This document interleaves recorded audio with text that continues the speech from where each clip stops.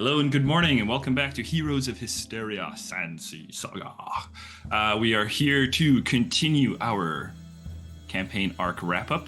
The wrap-up to the wrap-up is where we're at now, I believe. Players, y'all ready? Players gonna play. Any announcements we want to get through before we go in?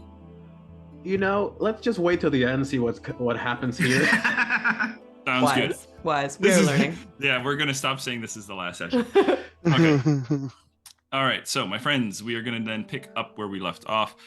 You've all returned to the Frog Grove to a hero's welcome, while some of you briefly joined in on the celebration of your victory, the others resumed a feud, only briefly paused in the face of a common adversity. Your party learned that the goblin prisoner you all sought had joined up with Captain Hammond's crew aboard the Wild Hunt, a crew you had ironically just mutually agreed to part ways with. Courtesy of a magically managed interrogation by Pym, it was revealed that Clink did in fact conspire with the other goblins to betray the Frog Grove, thus clearing Edenor's name, and in the lieu of this discovery, Clink was summarily surrendered to your custody. So now, with your prisoners safely aboard your own vessel, you all set about the next order of business, deciding where your journey will take you next. Pym used a pair of sending spells to gather some behind-the-scenes intelligence of the goblins' plans and the potential location of her mother. You also pieced together the suspected link between the elemental planes and the restoration of dragonkind. Shortly after that, you all set about going to bed, taking your rests. Luna learned some disturbing information courtesy of her magical diary. Information that dwells heavily upon her mind, I imagine. In the meantime, in the wee hours of the evening, Lycus took a brief jaunt below to touch base with the Pond Mother, seeing her and her kin, his kin, in a rather distressed state. We ended our session as Lycus encouraged the Pond Mother with words of hope, and for which the Pond Mother thanked him. So, our session is going to pick up then with you all, unless there's any other business before the rest. I'll say Lycus heads back up to his cabin, goes to sleep on the couch in his captain's quarters as he had said he would, and you all take your long rests. I would say, because I only need 4 hours, being elf,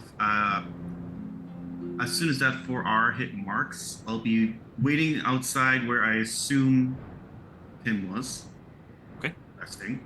Just outside the door. Sure. This is kind of towards the forward area of the ship, kind of in the same cabin as the sensor. Getting there is a little bit of a trick, because that is just around the area of the ship that had been kind of pierced by the thing. I mean, don't get me wrong, you do it, but just a reminder, there's a hole in the deck of your ship. You are easily enough, though. You navigate that, and you're waiting outside Pym's room. Then we'll pick up with Pym as you stir.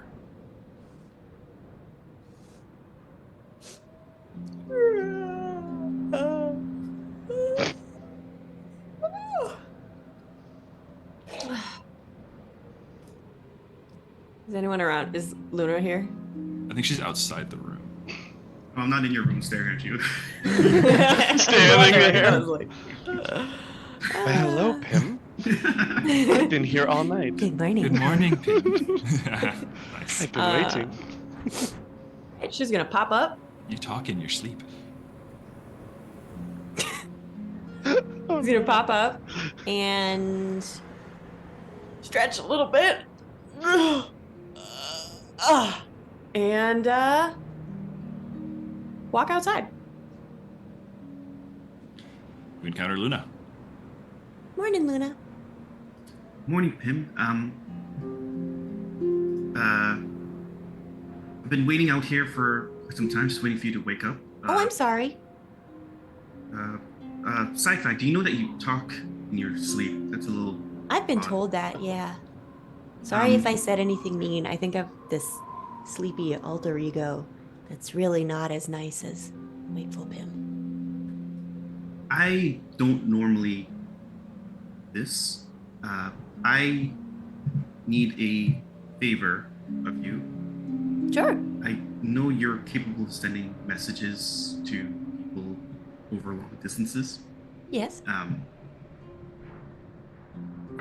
have a way of finding out information from anyone that I know in particular. And Wow. I was able to determine that something might happen to my father in Azovest.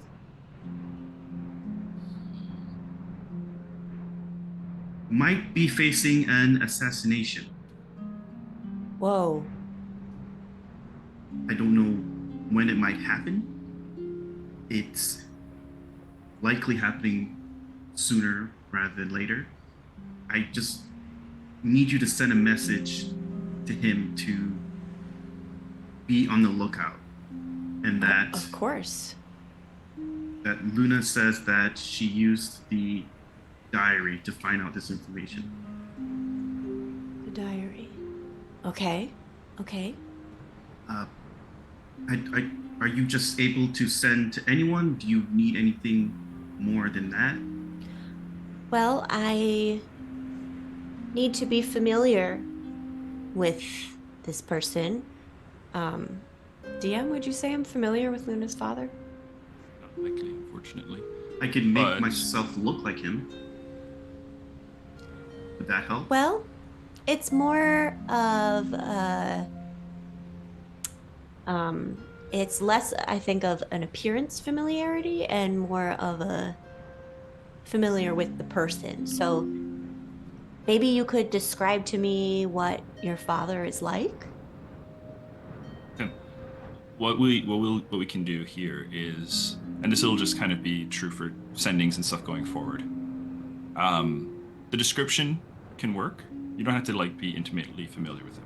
Okay. Luna, you can do it out the description, but you have to roll for it. Or roll without doing a description? Or you mean Without a description, it's not possible. okay. I mean, you can attempt it. The spell will just be wasted. With a description, it is possible, but we'll put a dice roll on it to see if it happens. And I will say the DC for it will be your spell save DC. If you beat your spell save DC, Pim, you can contact. Ooh, okay. Oh wait, you have to do a description first. If you look at my clothes, they're a bit more decorative. My father dresses more traditional in the sense of a man with high power. He has at this time of day, you might find him typically with a tight-fitting vest, gold trims along it, dark gray fillings. Today is what's today's date? Or what's today? Today would be Would the you say? 27th, I believe. So today he's probably wearing his red shirt. He tends to follow a habit. Red long shirt, typical black pants, really dressy shoes, hair slicked back. He's a little taller than me, a couple inches taller. But what is he like? Like, who is he? It tends to go back and forth. He's very strict. He's very goal oriented. Okay. Nothing less than perfect is mine. Okay. He's not as loose and free as I am. Okay. For example. He's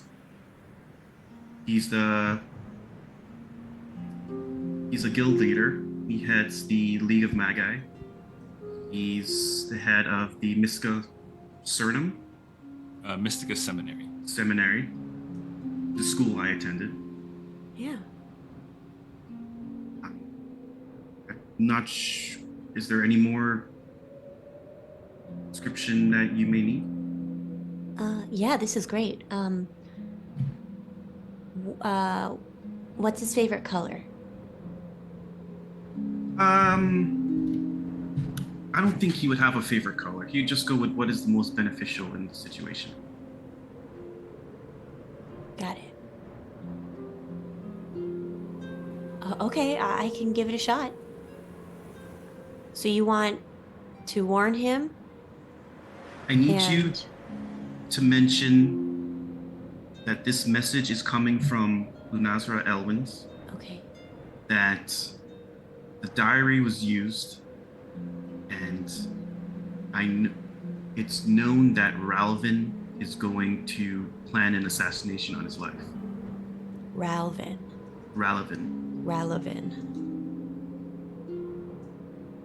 Yes. Okay.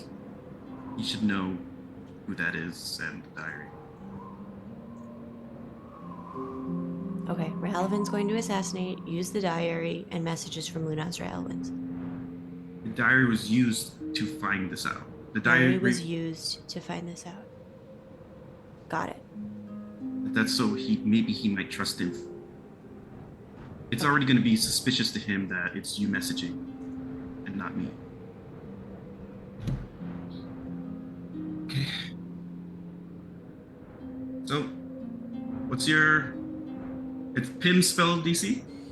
Pim spell save DC, yeah. And Just- what is he rolling? So I'm adding a +5 to what I roll, basically. DC is 16. Hang on. I would say let's call this, we'll do this as a skill check.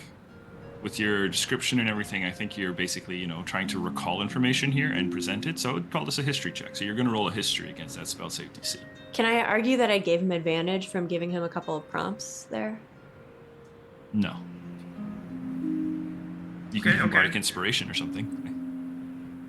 Yeah, I You know will what? definitely do that. You know what? Also, I'm going to take a deep breath. I'm going to cast Guidance. Okay. Because I have it now. There you go. And you can have a bardic inspiration too. All right. I'll save everything else. Rolled 21.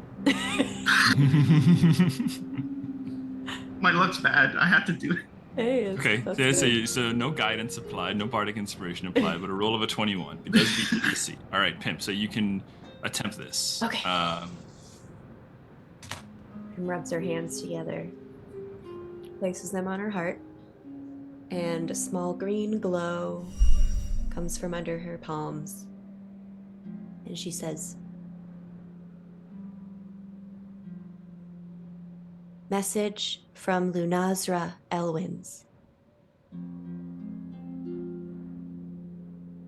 Used the diary,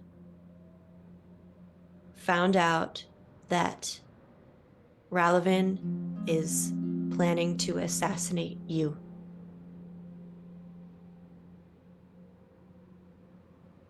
Be vigilant." How many words is that? 7 left. 7 left. 7 left.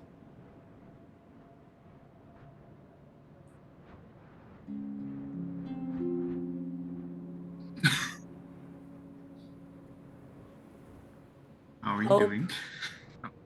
Everything is okay. 3 left. Careful. Best regards, Lunazra.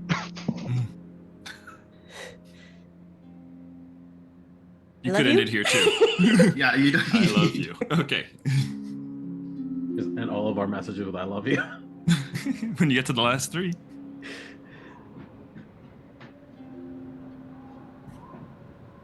There is a moment after the message, Pim. And then feel a sort of like a voice kind of echoing in your mind, speaking in a very stern, no nonsense tone. It says, "This information has been received. Tell Lunazra to return home if she is alive.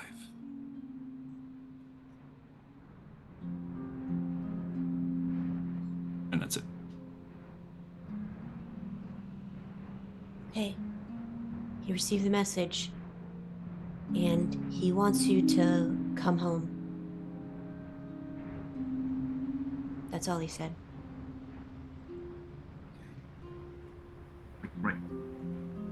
Right now?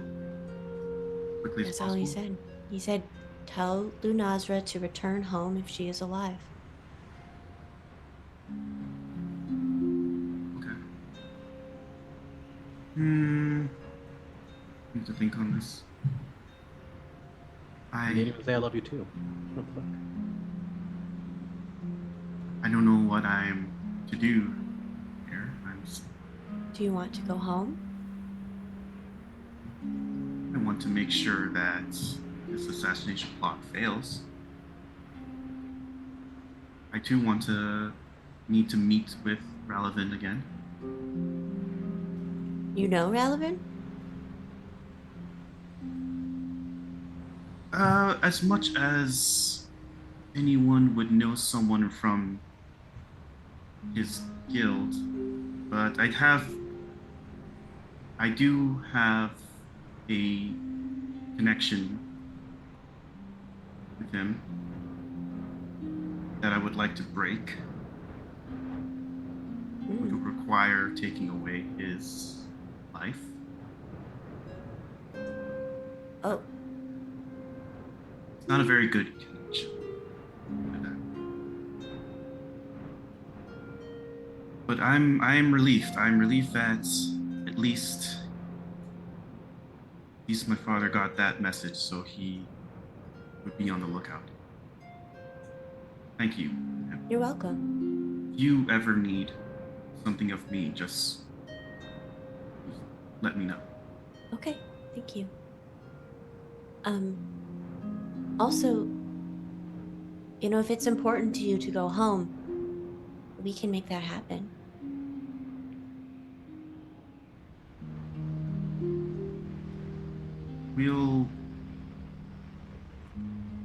I'll think about it on our trip. Sure. Maybe try and keep in contact with him, like every day, just send an update message. Sure. Okay. Yeah, I'll do what I can to keep the information coming. Are you okay?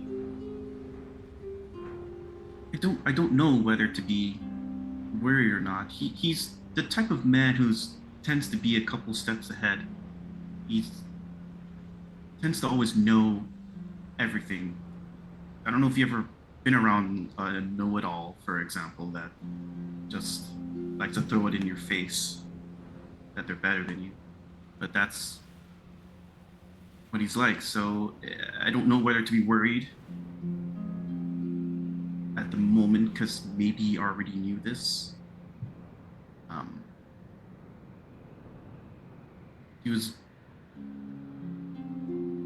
guess he didn't say as much because it wasn't me messaging. Oh no. Wow. Angsty committed. much? God. Yeah. Trauma. You just see Luna blink out of existence. While Nigel's retreating, Lycus and Edenor, what are you guys up to? Waking up? Yeah, I have an idea for what I was gonna do when I woke up. Okay, cool. If the girls are still sleeping, I was going to try to find clothes in this motherfucker's closet and like cut them to length so that I can give them a change of clothes. Okay. Fair enough. Hang on. We'll circle back to that. Welcome back. Did your computer go to sleep or? My monitor just shut off. It went back on. What the fuck? Yeah, you disappeared. Where was I? Unsure if you're worried. Yeah. I am technically worried. It's my father, but I'm also quite confident that he'll be well prepared for this situation. So I think with the updates, I'll be okay. I will say if we can really hurry to do our immediate quests, because then I would want to go to as fast as Definitely. possible. Yeah. Let's put it on the important list of things to do. Okay. Can I ask you to send one more message? Well, Actually, no. no, yes, actually you can. I can do this 3 times. I thought it was only twice. I'm trying to Yes, think absolutely. What do you need? above what I'm trying to think if I don't know how to describe Ralvin as well. Ralvin. Describing Ralvin. Roll a history check. My keyboard. I've got your guidance and your bardic inspiration. That's true. All right. But you're gonna have to roll another descriptive check too. Keep in mind. Yeah. Both important. And what's the? Well, the guidance is. Let's say Bardic inspo is a you D8 can now. apply that again. that's 12. 12. And you have keen mind. And honestly, as far as you're aware, it hasn't been that long since you last saw him.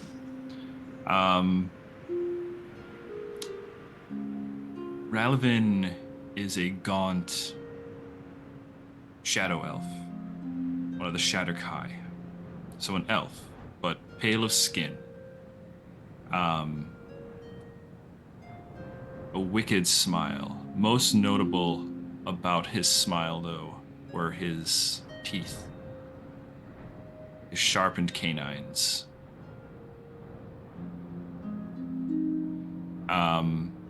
You are never sure of his eye color because he always wore a black scarf over his eyes. He wields as far as like armor,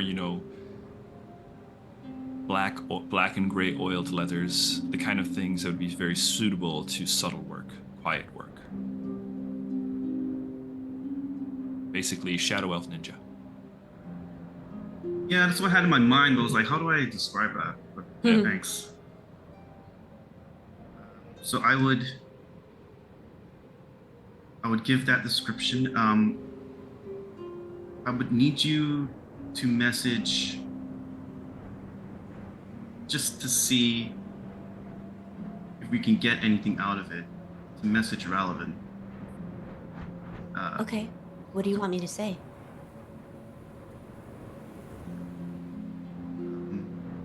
Should I say it's from you?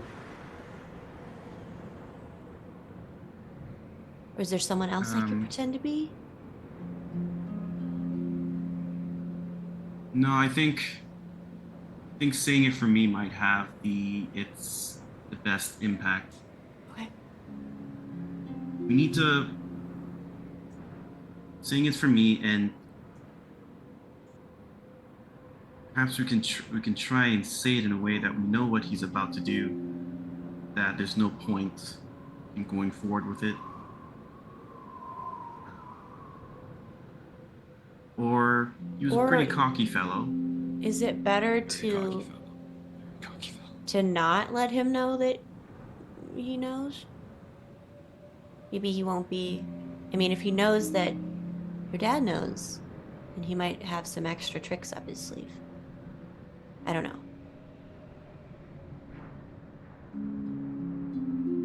You're right. This is. What if there's something we could say that would mess with his head and make him like off his game? Do you know if he has family or? Him and his kind tend to be of the secret nature. Perhaps I'm trying to think if it would have any effect to say that I know where he is and I'm coming for him. So stay put. Only a coward would move away. I'm not sure. I'm not used to interrogations. Yeah. What's your goal here? You want to intimidate him? To say something that might delay his actions. Delay going forward with it. You do know a skilled intimidator.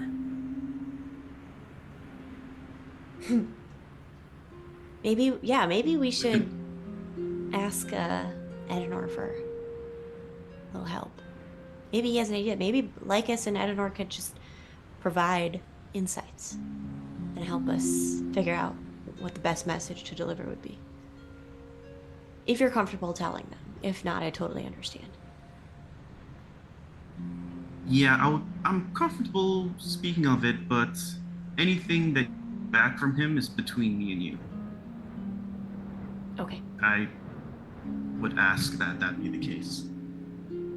Okay. All right, well, should we go eat something? Yeah. Feels like Let's it's been a while since. It's been at least a day. Who's our chef again? You don't have one at the moment. Damn. But Lycus, you've woken up and you are rummaging through Sirico's closet, looking for clothes that you will fashion for the girls. Right? I'll say, yeah, you're able to find some stuff. That's not hard. Like, he definitely has all sorts of different robes, dress robes, some things that he may have felt were probably more casual, but it's an extensive wardrobe. Let's have you roll, I think, a sleight of hand.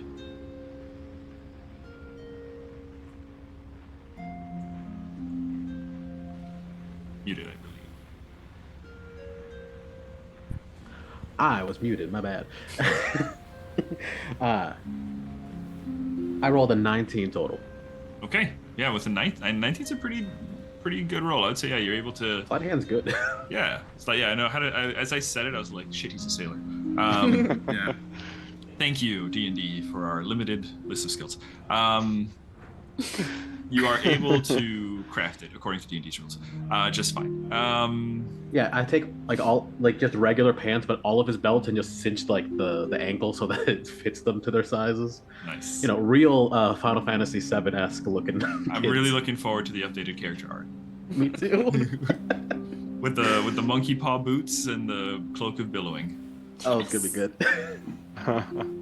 Okay, yeah. So the kids are.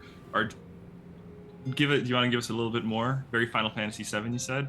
Yeah. I think deliberately trying to make Sarah look more like a caster. You know, very drapey sort of things going on. Sure. But Yoma is like, if Final Fantasy VII made Gohan's training outfit and redesigned. Yeah. So a gi? Yeah, like a gi, but like weirdly Well, leathered up and like yeah, with belts. some straps and yeah, I gotcha. Yeah. All right, cool. Yeah. Yeah, so they wake up, they see the wardrobe, they're surprised, one at the gesture, and two at your skill. Well, girls, it's been a while. You need a change of clothes. They both kind of hold on. Well, Sarah immediately, thank you so much, and like runs over, hangs onto you in a big hug. Sorry, I'll stop bumping the table. Yoma is trying to play it cool, right? But definitely eyeing it up and like, all right, I can dig it. Like you get this, you get the sense that yeah, she's pretty pleased. And after a moment, you know, they change up into the new digs. Yep, and they look ready. They look ready to develop into level 1 characters at some point. Nice. Can I do one more thing with Yoma before heading out into the room? Sure. I let Sarah, do her thing. I don't really have much to teach her. She's not in the same skill class that I'm Sure, going to sure, be sure. in.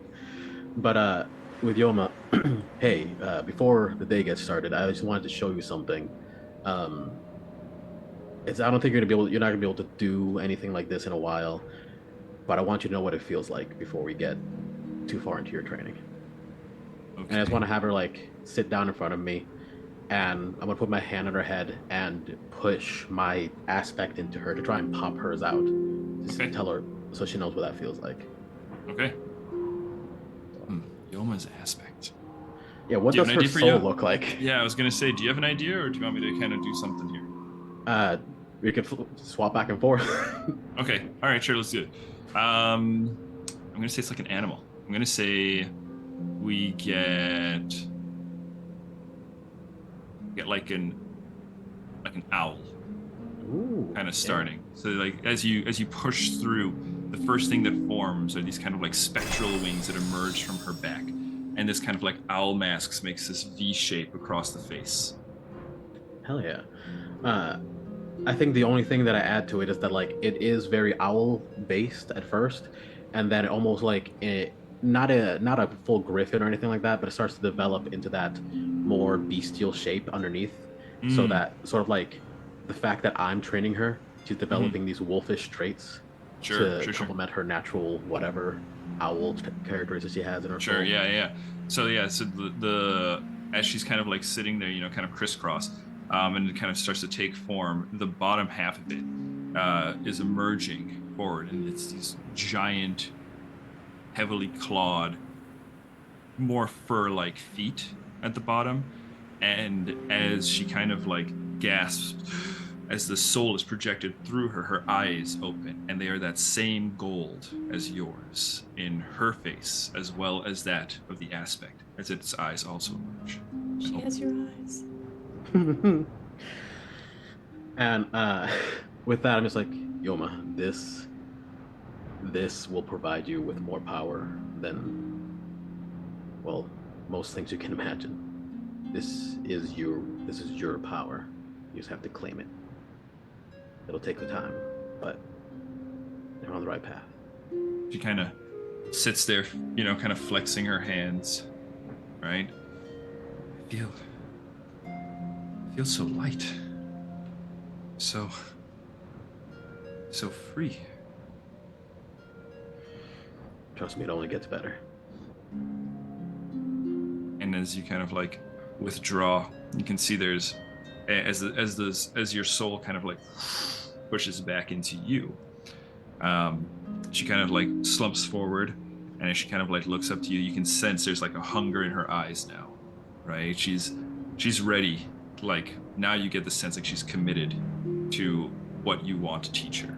And just for a moment, as she settles back, her eyes go from that bright gold as they kind of fade back to the natural kind of like brown that they were before.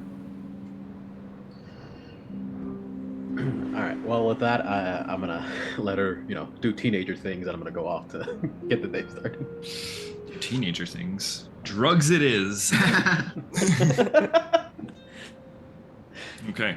Edenor, anything in the morning rituals that you would like to share with us? So Edenor is going to wake up, not stretch or limber up at all. He just sits straight up, completely awake and ready for the day, and immediately just goes into lights a couple of candles, does just a little silent prayer, not really trying to reach out because he's had those interesting interactions with the whispers, but just kind of does some quick prayers, and then gets up and is looking for the rest of the crew. Roll a religion check for me, just for shits and giggles. Yep. You go into that like meditative state, that morning meditative state. So that's gonna be with good old religion +4. So that is a 16. 16. Well, the 16 is you were kind of in this meditative state. You're kind of connecting with the world again. For you, prayer is an interesting thing for your kind. You hear just a soft whisper of Temerity's voice. You get the sense that Temerity's also engaging in a morning ritual prayer. Praying, just, please protect us. It's just the message. It just kind of fades through, right? And you also hear a smaller voice. Please protect myself and my sister. You hear just a small prayer from a small familiar voice. Interesting. Okay. So, as I wrap up, get everything cleaned back up, I'll go over to just kind of looking around and see if I can find Sarah around. Sure. Yeah. After a little bit, you do find her. You know, she's on the actually looking for Sarah. Roll a investigation or perception, your choice. And that's an 18. You look around for her on the midship deck, right? The roof is caved in, so there's a bit of a skylight, especially kind of on your side of the ship here, closer towards the bow. You don't find her on this deck. Your search takes you to the main deck. Looking around there, you can see the frog grove spread out beneath you, the jungle in the distance, but Sarah is also not here. You continue looking around. Your roll is excellent, and it is when you return towards the middle deck, kind of up through the hole, through the floor, you hear a voice, a small voice, a little child's giggle. Making your way below deck, following the sound, you are now in the cargo deck, right? Towards the stern of the ship. The door is ajar. The door to the cells. Oh, you step forward, open the door. The Yuan-Ti are off in their cell, in the cell, kind of keeping to themselves. Kanari in the cell on the other side, chained to it, hands bound, gagged, right? Looks like she's still asleep. And leaning up against the door, you see Clink and Sarah in the middle of a little conspiratorial kind of talk. Sarah's like, "Look, this is my new dress the captain made for me." Clink goes, "It's very pretty. I like it a lot. It looks like it ought to just be about my size, don't you think?" He says, "You can't have dresses. You're in prison." Does the conversation continue?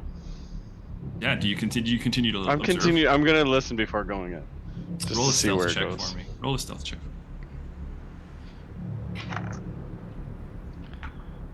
Okay, it's my first roll because I'm technically at disadvantage. You are in your armor. Yeah. Yep. So technically 15. That's not terrible. Okay. The conversation continues as they appear not to notice you. And Saren goes, I'm gonna go get breakfast soon. Do you want me to bring you anything? A little morsel would be nice. I'm just quite famished. I feel rather forgotten down here. But your friend Edenor, he would be upset if I were released. What did you do that was so wrong? Oh, don't worry, little one. Nothing for you to be concerned of at the moment. Grown-up things. But do come and visit me again. I do so enjoy our little talks. Clink, you're funny. If I find some extra food, maybe I'll bring some back. And maybe some water, right? But I don't know if I'll be able to bring enough for everybody. And kind of looks around at the rest of the crew. Kanari kind of fast asleep. You can't quite see the yuan who are kind of in the back corner on the other side of the adjacent, on the other side of the cell, but they don't make any sort of move or sound. She goes, "Okay, well, I'll see you later," and starts making her way towards the door. After I'm gonna be standing right there, just waiting for her to turn the corner. Okay, yeah. So she like turns her back to the room, turns her back to the doorway as she kind of like waves bye-bye to Clink, slips out and like carefully closes the door, right? Puts the key, locks the key back, and is about to turn and hang it up when she notices you standing there. And she goes, "Ah!" and kind of like jumps back. Good morning, Sarah. What were you doing? I was, Don't lie, Sarah. It is unbecoming. I was saying hello to my friend Clink. And what do you and Clinks talk about? Well, Clink's very interested in what I'm doing. She's very bored in there. It's just her and those mean yuan tea. So I felt bad. Why is she in there? Well, because she was doing something very bad that would have led to a lot of people getting hurt very badly. Including yourself and your sister. Clink would do. Do you remember when the Kalashar, that's in prison as well, convinced you and your sister?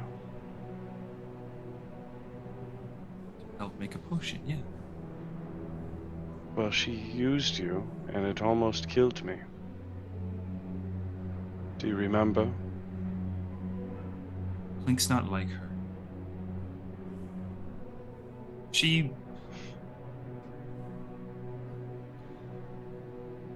Clink's my friend! Like, stomps her feet, kind of waves her fists. I'm going to, kneel down. Sarah, I understand. But you have to be careful. Because sometimes people will try to use you. And you are a good person. Anna dips her head down and goes, "Does this mean I can't play with Clink anymore?" Not alone. Can Yoma come with me? As long as there is additional supervision outside of Yoma. It could be myself. It could be Lycus. It has to be somebody from the crew. Just to make sure that Clink is not trying to do something bad. As long as she's being friendly. Can she come outside? Not right now. Right now she is in punishment. She did something bad recently, which is why she's back in jail. How long is she going to be in jail for? I don't know yet. It will be very dependent.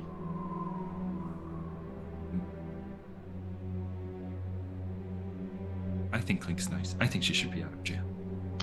Well, she's not going to be for now. And I need you to promise me.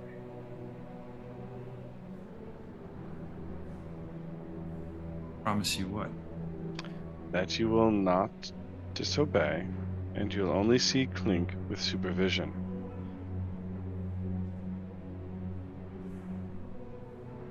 Roll a persuasion check.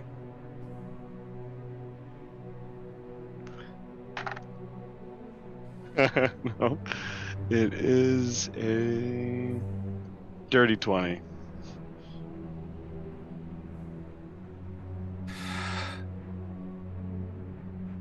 Fine, I promise. Thank you. Now, have you been keeping up with your studies? Yes. Oh, very Do you want to see? good. Yes, let's do some recitations. takes your Yeah. hand and starts leading you up the stairs. Perfect.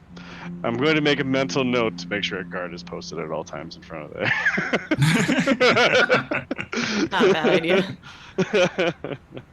And we're not leaving the key sitting in front of it. It's on a hook by the See door. see that little thing you try to pull off there? Like this unprotected key, just anyone could. Yeah. None of that I bullshit. didn't know it was evaluating Sure, the security. there's a set. hole going through 2 Yeah. decks of the ship, but the key is the issue. That's the real Okay, security that's risk. one of the issues. One step at a time. Someone Okay. needs to be the keeper of the keys, I think. Yes. I'll do it. Keykeeper. What if That's we something you get guys can Yeah, discuss just- when the party We'll just reunites. add it to the bag. when we get to Azafast, we need to get a bunch of little bags that link to the bag of holding, so we can all just one bag it. Oh, I like that. I Like a joint bank account. Yeah, exactly. You guys could shake hands through the thing. It's like I need a health potion. Someone get me. Pinky swear. Yeah. Okay, so Oh, Yes. God.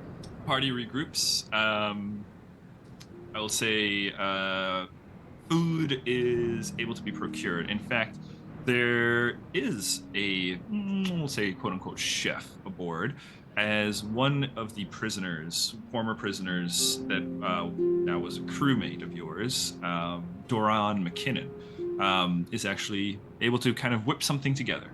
You guys are able to have breakfast. However, during the breakfast, Doran does approach Lycus. Goes, excuse me, Captain. What do you need? Well, I just wanted to discuss the terms of, well, our arrangement here. Just swallowing like the biggest single mouthful that he has. Yeah. Of course. Well, it comes to my attention that you had originally said that we were going to be a part of your crew for that battle. And that battle is past. I am hoping, if it is not too much trouble, I would like to depart your ship. Ooh, that's gonna be difficult. You just made us food, and that's very nice. I'm kid- sorry. I'm kidding. Dory, right? Doran. I promise that's better than I usually get. You can leave. You're free to go. I'm not gonna hold anyone here. There are others who will join and help fill the ranks. That being said, what is your plan? At the moment, it's not much of a plan, but I would like to return to Bellins. Perhaps find my family. I will be honest with you, Captain. Mhm. Before all of this, I was a merchant sailor, and well, let's just say I've had an interesting relationship with pirates. I imagine you've encountered plenty unsavory folk. I myself have encountered many, and I'm not gonna lie, I've been a little unsavory from time to time. But I hold a belief. There are people who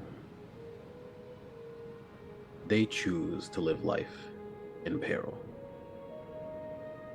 And there are those who just wish to survive and have a calm life. The man who trained me taught me that there's no joy in chasing those who are not equipped to defend themselves. We should not do anything out of cruel whimsy. I promise if you do stay, this is not going to be like a pirate ship that you may have been sacked by at some point in your life. Is this happening out in the open, by the way? Yeah, Oh, this is yeah. like just around the table. Okay. If I make a target, it's because that individual, that ship, that whatever, has chosen to live a life but they are in my path, in our path. And I promise I'll never force anyone to go above and beyond in pillaging and cruelty. What's the fun in that? That's just mean, right? I must say I agree. Roll a persuasion check. Cool. All right. Afterwards. What was that? No, I'll after your check, I was gonna mention something. Ednor is like listening as well. Yeah. What was the check? Not bad. 12 on the die, and my persuasion is only a 2, apparently. 14. 14. 14's still not bad, you know? It's not bad. It's okay. It's roll not above bad. average. Duran kind of stands there. He's got a plate of food in his hand. It looks like an oatmeal and some cut fruit, right? And he kind of looks down at the food, looks at the table, sees, that you've got quite a gathering here of folk who are enjoying themselves. The kids are looking over, and just for a moment, it almost seems like this isn't the apocalypse. It almost seems like you guys have like a little family here. And he kind of looks down and he goes,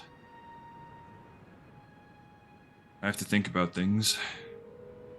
Puts the plate down and looks at you like and goes, but if I do decide to stay, then we will need to get more food soon. Yep, that's always going to be an issue, whether we have 5 crew members or 100. But it'll be at the forefront of our minds. Thank you for listening, by the way.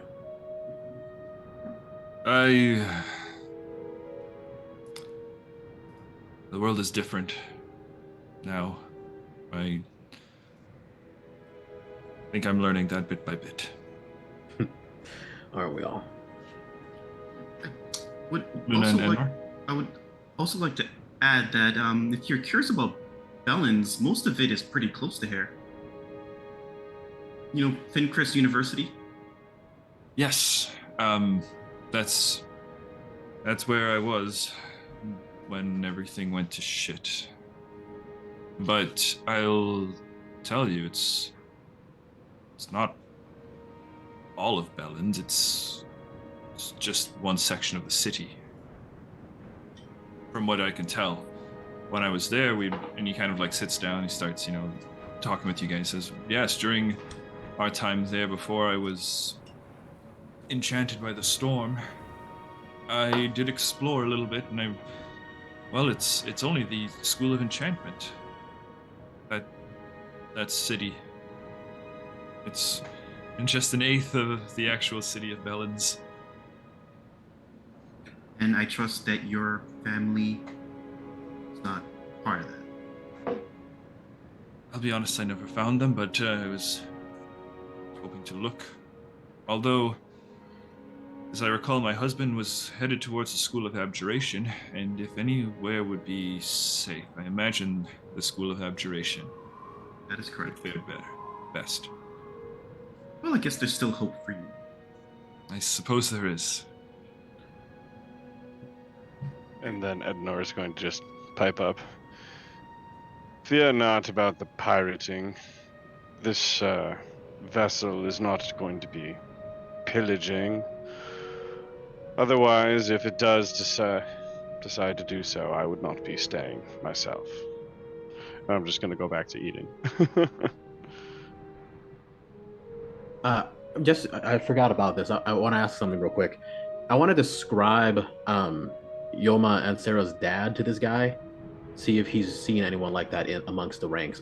Oh, sure. I don't remember what he looks like. That's okay. That's okay. In real life. That's okay. Just quick clarification: are you doing this with Yoma and Sarah in the room? I think not. I think I would maybe walk him away like I'm going to talk more about ship business. Mm-hmm. Like I don't want to give them any false hope or whatever else. Sure. I'll say Jackrabbit takes them towards the main deck. He says, like, all right, kids. Well, I guess if you're going to be around here, I better show you how to work this damn thing. Not the cannons. Right. There are 2 mortars, though. Come with me. And they kind of scurry off. I like Jackrabbit so much. I'll ask, Pim, what's your, like, just before we're eating, I'll ask Pim, what's your favorite flavor? Anything particularly you're craving? Because it is oatmeal, it's kind of dry. Well, back when I used to visit my family in the Nymphoke caravans, they used to put, I think it was cinnamon and something else. They wouldn't tell me what the other ingredient was, but it sure was tasty. Love, darling. Rock pats you on the back. Right. And cocaine. Loving cocaine. Loving a little bit of cocaine. Let's see if this works. I'll cast from I hate this spell name so much. Prestidigitation. Try and add that cinnamon flavor to the oatmeal-like meal. Can this spell do that? Yeah, you can flavor food. Really? I always forget about that. Chill, warm, even warm, and flavor up to 1 cubic foot. Okay. Do it to the whole pot. Yeah. I would say, yeah. I didn't think that far. Duran looks at you and goes, Miss Elf, what was your name again? Nazra Elwins. Miss Elwins. Can I trouble you for similar treatment? What is that? Did you do it on my bowl? On the actual like food itself. Gotcha. He says, can I trouble you for similar treatment? Oh, you want me to flavor the food? Please. If it's not too much trouble. I guess I'll go for something similar. I'll cast it again to add that cinnamony flavor to the pack as well. This is before the girls are gone? Yeah, why not? They're also like, hey Luna. And they're both bowls front. Right, everyone. I have a limited amount of times. Isn't this a cantrip? Put their, but you can only apply up to 3 things at a time. If you put your food together very close, perhaps I can cover both of you at the same time. Okay. They kind of place their plates right up next to each other. Brock slides his in along. I'll put mine too, just to cover mine. And I'll add a sort of like a spicy Thai flavor to it. Spicy Thai oatmeal. What in Thai the oatmeal. world? We are a worldly group. They take their plates back. There is an immediate look on Sarah's face, just like the face just.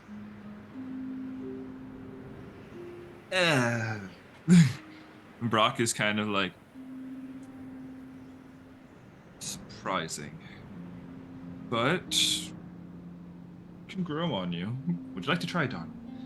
Passes it over to you, Pim. And Yoma. I'm good with my cinnamon.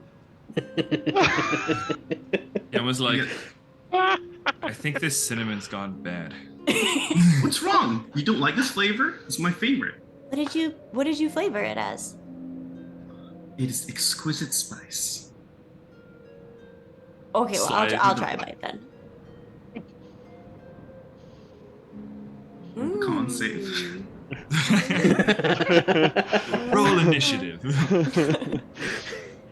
Okay, fine. If you don't enjoy it, then as soon as I see, I would have finished mine. As soon as I see Pim finish hers, I'll recast it to their 3 bowls. Okay. Well, Brock finished his. Like, he doesn't mind too much. So just the girls. The cinnamon flavor, and I'll warm it up a little bit. Next time we'll do it on the pot. Thank you. You just inhale it. And Nora sits there. Flavor is pleasure. Pleasure is sin. Gazalik is just drinking. Oh my god. Gazalik is guzzling. What did you say? Gazalik is guzzling Gazalik. Guzzling. Oh, sin! It is the spice of life. So this So, guy, yes. has he seen? He almost. Girls leave, and you describe him, and he goes, I'm sorry. I can't say that I remember, but perhaps I'll ask the others. I'll see if anyone, or this is not his voice. I'm sorry. I can't say that I remember. I'll ask the others and see if anyone recalls seeing someone like that. Please do, and keep it away from the girls. That's their father. The chances of him being alive and well are not the best, and I don't want them to dedicate themselves to hope that Oh, doesn't really exist. yes, and it is. They are young and delicate. I understand. I'll try to be discreet. Good man. Okay. Breakfast concludes then, I think. What is next on the agenda for the party? I'm just going to. Ednor's going to get up and just state, Lycus, we must speak with the crew of the Anna. Post haste. I know we have a number of tasks ahead of us today. Can we agree to meet in 2-3 hours, something along those lines? Sure. Well, Or I don't just- have anything to do Yes. until the afternoon if anyone wants a buddy. Want to Well- come along to try and replicate this decanter? Ooh, sure. Ramen? Please, if you guys need any help, let me know. I'm not particularly well, but anything I can do. Edna, how about we wait to pull the crew away until after they've dealt with the decanter? Don't want to make Hammond lose his spirits. You make a fair point. Maybe I was too hasty. Well, Here's what you could do, though. yes. If you wanted to start planting the seed, you could go and just casually, but like sort of loudly, start talking about some cool adventures that we're off to do. Mm-hmm. Just get them thinking. I mean, about it. yeah, when in our friendship have I been subtle? Well, Or we friend. can Been do loud. that. Oh, friend, yes. I may be a bit severe, but I find it gets the job done. Oh, it definitely gets some stuff done. Get some jobs done. Yeah. How about we guide them towards, instead of continuing to fix up the honor or the whatever, we get them to finish the watchtower. With all those hands, it's a quick build for the day. That would be possible. I also have to have some conversations with some prisoners. Also, Lycus, and I'm going to walk over to Lycus. We need to make sure that we have a guard posted and adjust our security concerns for the prisoners. Yes. It is lacking. Yes, I think I can agree with that. And what about that fella who recognized you? Wouldn't he be a good guard? Temerity. Yeah, he's trustworthy to you, right? Well, yes, but I mean, we can't just have one. But I think Temerity would be a good start. I will speak with Temerity, but also I must have a conversation with the prisoners to expectations during their stay, of course. But yes, you all can continue on. I would not want to hold up anything. I will do my tasks, and then, Lycus, if you'd like to start the Watchtower project, I will speak with Temerity and follow up with you after, as well as talking to the prisoners. Well, good. As Ednor leaves, I'm gonna look to the other two at the table. I'm gonna go talk to the prisoners and make sure they know he's not gonna kill them. We want them to not want to hang themselves. So yeah, you guys have fun. Call me if you need anything. And he's gonna dip out.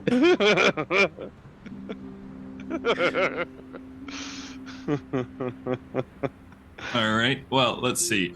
We will have Pim and Luna. The two of you will head over. You'll make your way over to the Wild Hunt, right? Taking the lift. It's just like Yeah, let's do the lift. We don't want to Taking the lift. waste All right, no worries. resources on the apocalypse. Yeah. Sounds good. On one of the lifts, there's a dead body. Can you get rid of that? We already did, I think. We are. Yeah, Okay. that's been disposed of. Luna knocked I forgot took that about off that. the side. Yeah. Okay. Yeah. So the two of you take the lift down. You're able to make your way over to the hunt. Right. It looks like the crew is already set about to work at this hour. They've all been fed. The crew of the Honor, along with the automatons, are also hard at work, continuing to modify the stern portion of the Wild Hunt. You guys make your way onto the main deck, into the words of the captain's quarters, and Hammond is standing to the side of the room as he's kind of like storing stuff. You can see he's kind of cleared off his desk, right? And he has a variety of like small tools that are kind of in this leathered bundle. He kind of rolls out, he kind of starts pulling out pens and yeah. I'll say when we get to his door, if it's closed, I'm gonna use thaumaturgy to get it to like slam open. And as soon as that happens, I'll walk in and say, "The Nazar Elwin's here. I heard you needed some help." He had like a rifle in his hand that he was just about to place onto a bracket. As the door kind of slams open, he's like, "They not knock where you're from." Not all of us. So, how may I give you access to my talents? Your talents, one thing, but also your equipment. You had the decanter with you this morning. Good morning, Pim. Morning. That is correct. I have it with me, and I'll take it out my bag and have it on my hand. May I? For this duplication effort, does it require any meddling on this original item? It will. It's not going to be an easy task. In fact, we might want to consider recruiting a few others to assist with this. Can you tell us how it works, the whole process? It's essentially a 3-part process. The first is going to be to unbind the enchantment upon the original decanter. The second would then be to decipher the enchantment itself. And the third final process would be installing that upon the new item. Do we have a new item selected? You just need any flask, honestly. But this sounds like you're transferring the ability versus duplicating. We'd need to The original decanter should remain intact. Once we've deciphered it, the original enchantment should reinstall itself. But as we copy it, there's a moment where the two items are linked. And until the new item has fully taken over the transfer of the spell, the two will share properties. It's more of an attempt to copy the enchantment. Is there a possibility of failure of losing the original item? I'm afraid there could be. If we're particularly sloppy, we could risk losing or damaging the original enchantment, yes. What percent chance do you think that would be a failure? I've never attempted anything like this before, but with assistance, and the two of you seem knowledgeable of the arcane, it's difficult to say. How long will all this take? A few hours, potentially longer. Okay. Do you need any other supplies? I've got all the tools I require here, but when we are in the process of unbinding and working with this Magic, as I'm sure you've encountered upon your travels, is relatively unstable. That certainly adds to the risk of this whole thing. That's correct. I'm sure it'll be fine. You have experience in enchanting. You have my knowledge, the arcane. I've done some tinkering myself, and I'll point towards the Ziggy hook. I've been admiring that for some time. Such an original design. Oh, absolutely. Call it the Ziggy hook. The Ziggy hook. Who's Ziggy? Quite the specimen. What's a Ziggy? Just related to a friend of mine. Insight check. I don't even have my dice out. Oh, Luna, are you attempting to be deceptive or anything? Not yet. Okay. What's the 13 to know what kind of friend you're talking about. Man. Ooh. Oh man, I just went on the couch.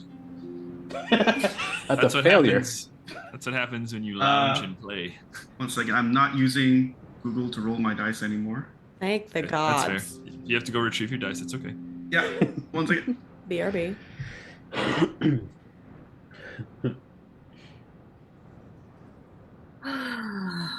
Okay. Risky business. There is apparent risk. I think we can do it.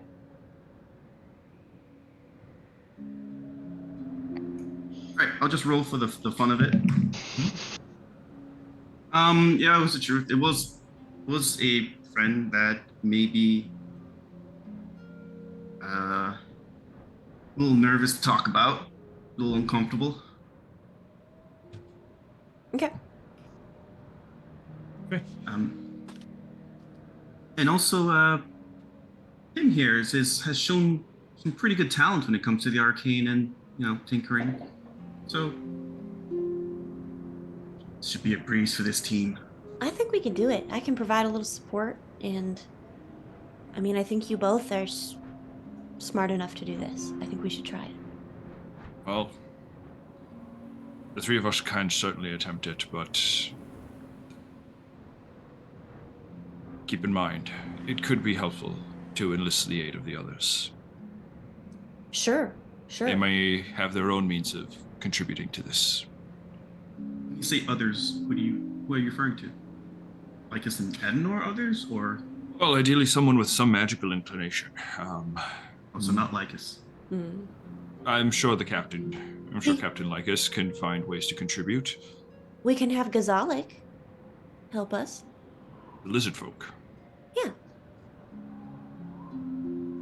If you'd He's like. very skilled in the way of the arcane, as far as I know. This is a little less arcane, more Primal, yeah. Sure. And I'm sure my father would be willing to help too. I could go get both of them. Certainly. If you trust in their skills, then they're certainly welcome. I do. Okay. Right. Then we'll say, Pim, you're running off to go get them real quick. Yeah? Wait, I will try this. I'll try cast message. It's 120 feet to see if that's far enough to just tell each of the individuals. Sure. Yeah, outside the messages go through. And they're both like, Gazalik says, "Yes, I come now." And Brock is, "Yeah, certainly, I'll be right there." Okay. The two of them are in the process of making their way over to join you. Lycus and Edenor, real quick, let's just check in with you. Mm-hmm. So, Lycus, you went down to talk to the prisoners. Yeah, just before Edenor got there, I wanted to just let them have a message real quick. Sure. For brevity's sake, yeah, we'll go ahead. Just kind of, what's the message? Yeah, I just wanted to let everyone in the prison know. This, of course, is going to be temporary. We need information from some of you. Well, I look to Kanari. I don't really know what we need from you, but we don't like you. So you're just here. Eye rolls. this isn't going to be forever. And in time, there might be opportunities for some of you. I look to Clink and to Jinzo to maybe even join if you find yourselves willing. I know it can be a bit difficult. I look back over to Clink, especially considering your history. But as you make choices and things change, you'll find that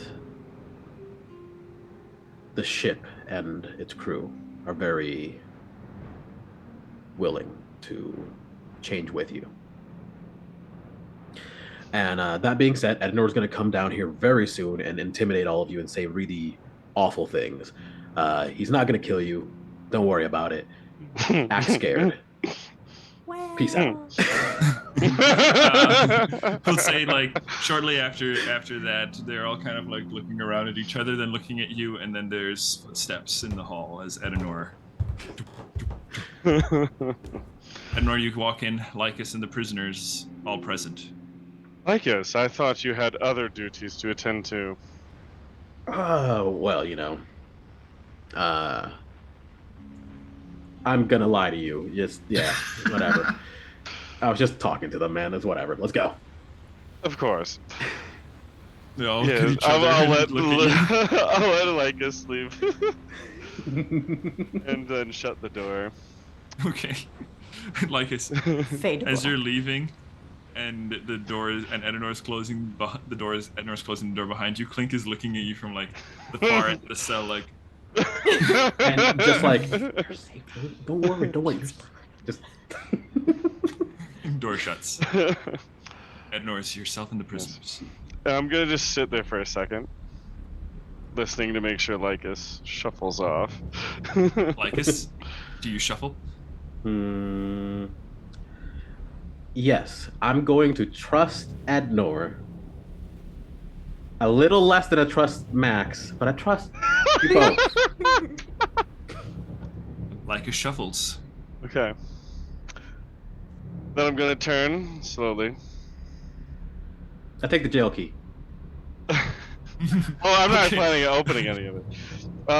Doesn't need Also, it. is there any? Are just there any? just for empty, means of tracking, Lycus, I'd like you, if you could. I mean, I'm just gonna put Lycus as key. Yeah, I'll Okay. put that down. Put it in your inventory. Is there any empty cells? No. Okay, so they're all it's full. just it's two big cells. Two big cells. Gotcha. Yeah, so like cells on either side. Kunari's in one on her own, and Gotcha. like bound to the bars thereof.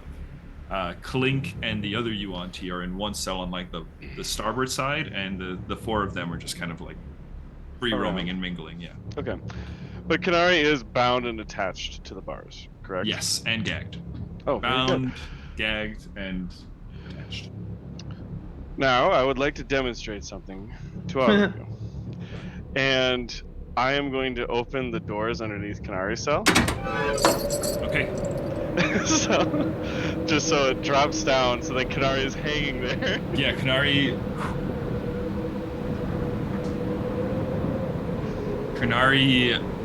does not expect this one bit. And as the cell door, as the floor to the cell just kind of slides back, right? She's immediately kind of panicking, and as it drops out from underneath her, she slides down, and is just kind of caught by the handcuffs, the metal of it kind of cutting into the skin. As she's like hanging there.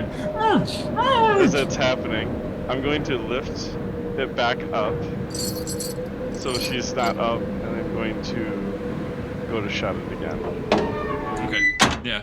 As a kind of, because of you lifting, she's able to kind of like tuck her legs in, and it's kind of. Now, that was a demonstration. Thank you for assisting in this demonstration, Kanari. Intimidation check at advantage. So that is 16 and this one. So 16 plus, I think, 7. Jesus. God, you're a mean guy. Yeah, I really am. So that's a 23. 23. They are sufficiently impressed upon regarding the powers at your disposal. They are all three of them, even Anshin, who's been like this kind of like cool, like, I'll talk to you kind of person. He's just kind of like, Mr. Edenor, we understand we understand each other, right? Everybody. Yes. And remember, I expect if there is any collusion happening within the cells or attempting to convince more vulnerable members of this crew, as I'm looking directly at Clink, to do something that may assist you to escape, I will hold all culpable. Because remember, all look at Clink. yeah. So, I will expect there to be some internal policing amongst yourselves. Because, luckily, here, someone was chained to the bars. You all are not so lucky. And it's a long way down. But I believe that we can all work together if we follow the rules. Whatever you say, sir. Very good. Remember, actions have repercussions. And Clink, don't think I have forgotten that you besmirched my name. So remember, Yeah. keep the silver tongue tucked within your mouth. We will not be torturing. There's no torture here. You will be given enough supplies to keep you alive. So fear not, I will not starve you. I'm not a monster, as much as you may think I am. But remember, follow the rules, do what is told, and you will survive for now. This Anshin kind of like eyes linger on Clink for a moment and looks to you and goes, "Rest assured, sir, we will all behave." Very well. I appreciate it. Thank you all for taking the time to listen. And then I'm going to leave. All right. Edenor and Lycus, anything else you guys plan to do? I'm just gonna just follow up with Lycus. Oh, I'm Yeah. gonna stop by Sarah to see if she happens to have my cape still. Yeah. Okay. Well, so you find Lycus with Sarah, Yoma, and Jackrabbit and Temerity. Temerity, actually, you guys pass Temerity as Temerity is making way down to hold watch. Perfect. Thank you for Instructed by the taking watch, Temerity. I appreciate it. They should be very amenable to any instructions that you provide. Rest assured, my lord, I'll keep a close vigil. Thank you. I'm gonna see Sarah. Sarah, may I have my... Bows deferentially. Yes. Sarah, may I have my cloak back for the time? I require it for a bit. I promise to return it, and you can have the bear for now as a trade. Okay. So I'll swap. All right. So Put my Sarah cloak has the on the bear, pillow. right? Mm-hmm. Quick roll a d4. What does a 3 get me on the bear? Let me pull that little... Is there a self-destruct option? Or no? No. Not Yeah, yet. if you roll a 6 on the d4, A 3 yes. gets you. I'll be very glad to see you smile. Perfect. All right. There should be one insult in that bear. So, Lycus and Edenor, the two of you are back on the deck of the ship. You want to use the honors crew next? Was it? Yeah. Okay. So you guys are headed towards the honor, while the other two are going to attempt to duplicate the decanter. And I tell you what, we'll take our first break here, and we'll come back and wrap that stuff up as we wrap up our wrap-ups. Wrap up. Yeah. Awesome. Whoa, Did you do that was on weird. purpose, Nigel? That was pretty cool. You did a little like wicka. Yeah. I completely agree with Right that here. meme. Okay. Philosophy on rules. All right. So, back in 10 minutes, let's say. Sure. Yeah, that sounds good. Hey, yo. Welcome back. Welcome back to Heroes of Histaeria Sandsea Saga, right here at Delta Crypto Channel. We are going to pick up where we have left off, which is with our crew kind of divided at the moment. Surprise, surprise. Half of the party is going to recruit the remaining members of the Yuan-Ti's crew of the Honor, while the other half of the party is undergoing the process of duplicating a decanter of endless water, an item that could potentially save an entire species of people. A Hamlet. No pressure. I learned that word The today. Hamlet might be the species. Thank you, Frog Merriam-Webster. Hamlet. This episode brought to you by the word Hamlet. Let's do. Oh, there was a retroactive message spell to. Yeah, I'll say I messaged Lycus and Ednor to be here in like 20 minutes or so. Okay. Any response from Lycus or Ednor to that message? You're just gonna get like a thumbs up emoji. It's a thumbs up. From My Edmund. response is, we'll be there as soon as I make sure Ednor doesn't kill. And then that's it. Forget hit send too fast. Just the usual. So let's pick up with Ednor and Lycus.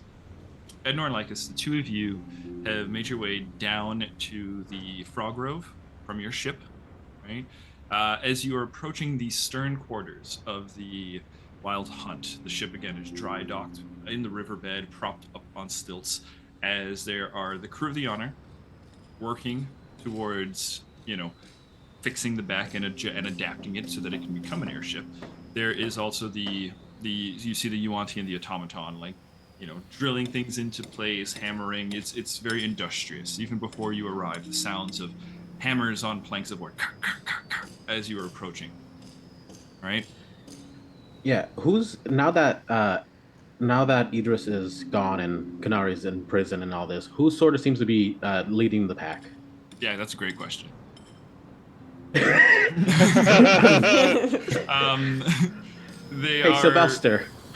Yes, so there are just kind of 4 Yuan-Ti members. You guys did manage to bring some back, and this was like episode 2 shit, right? You did manage to bring some back to the village. 4 of them can currently live, but there are 7 automaton.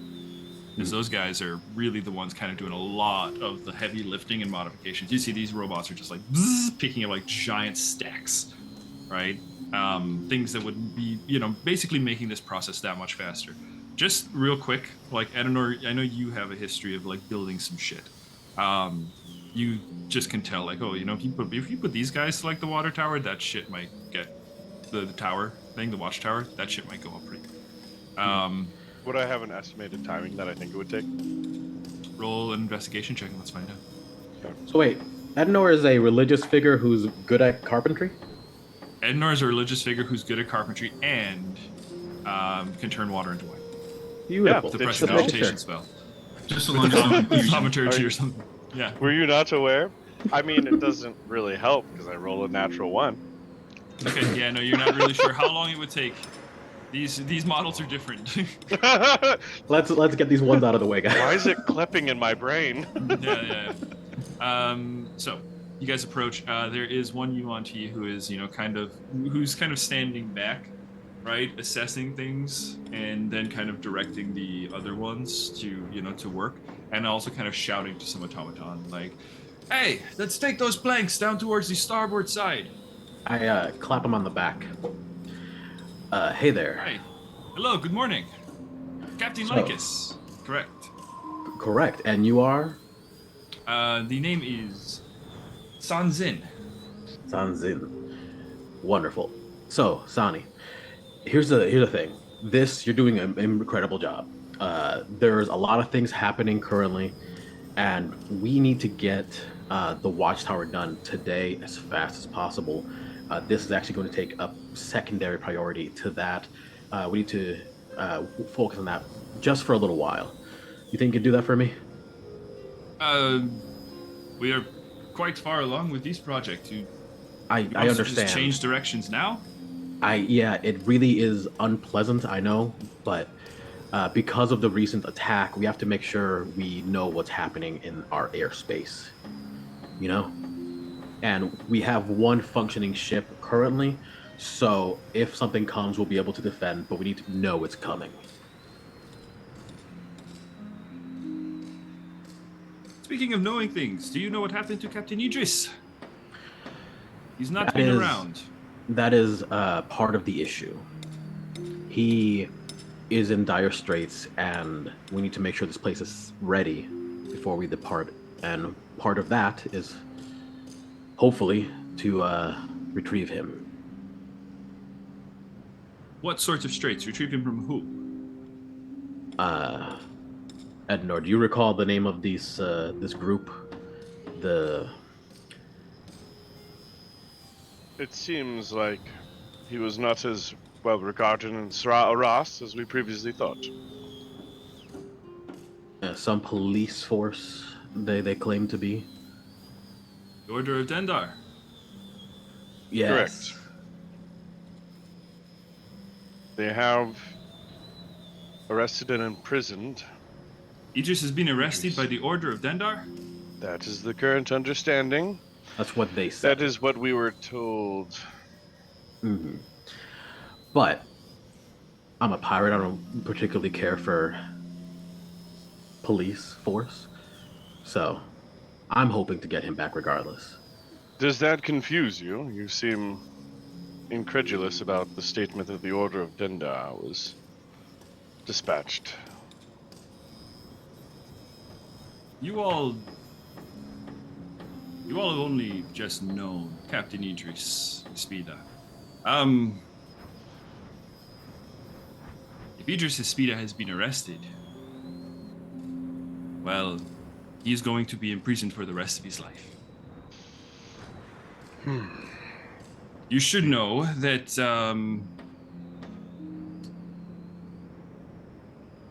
I think you all seem to think that we are hoping to possibly help you avenge and free Captain Hispida, yes?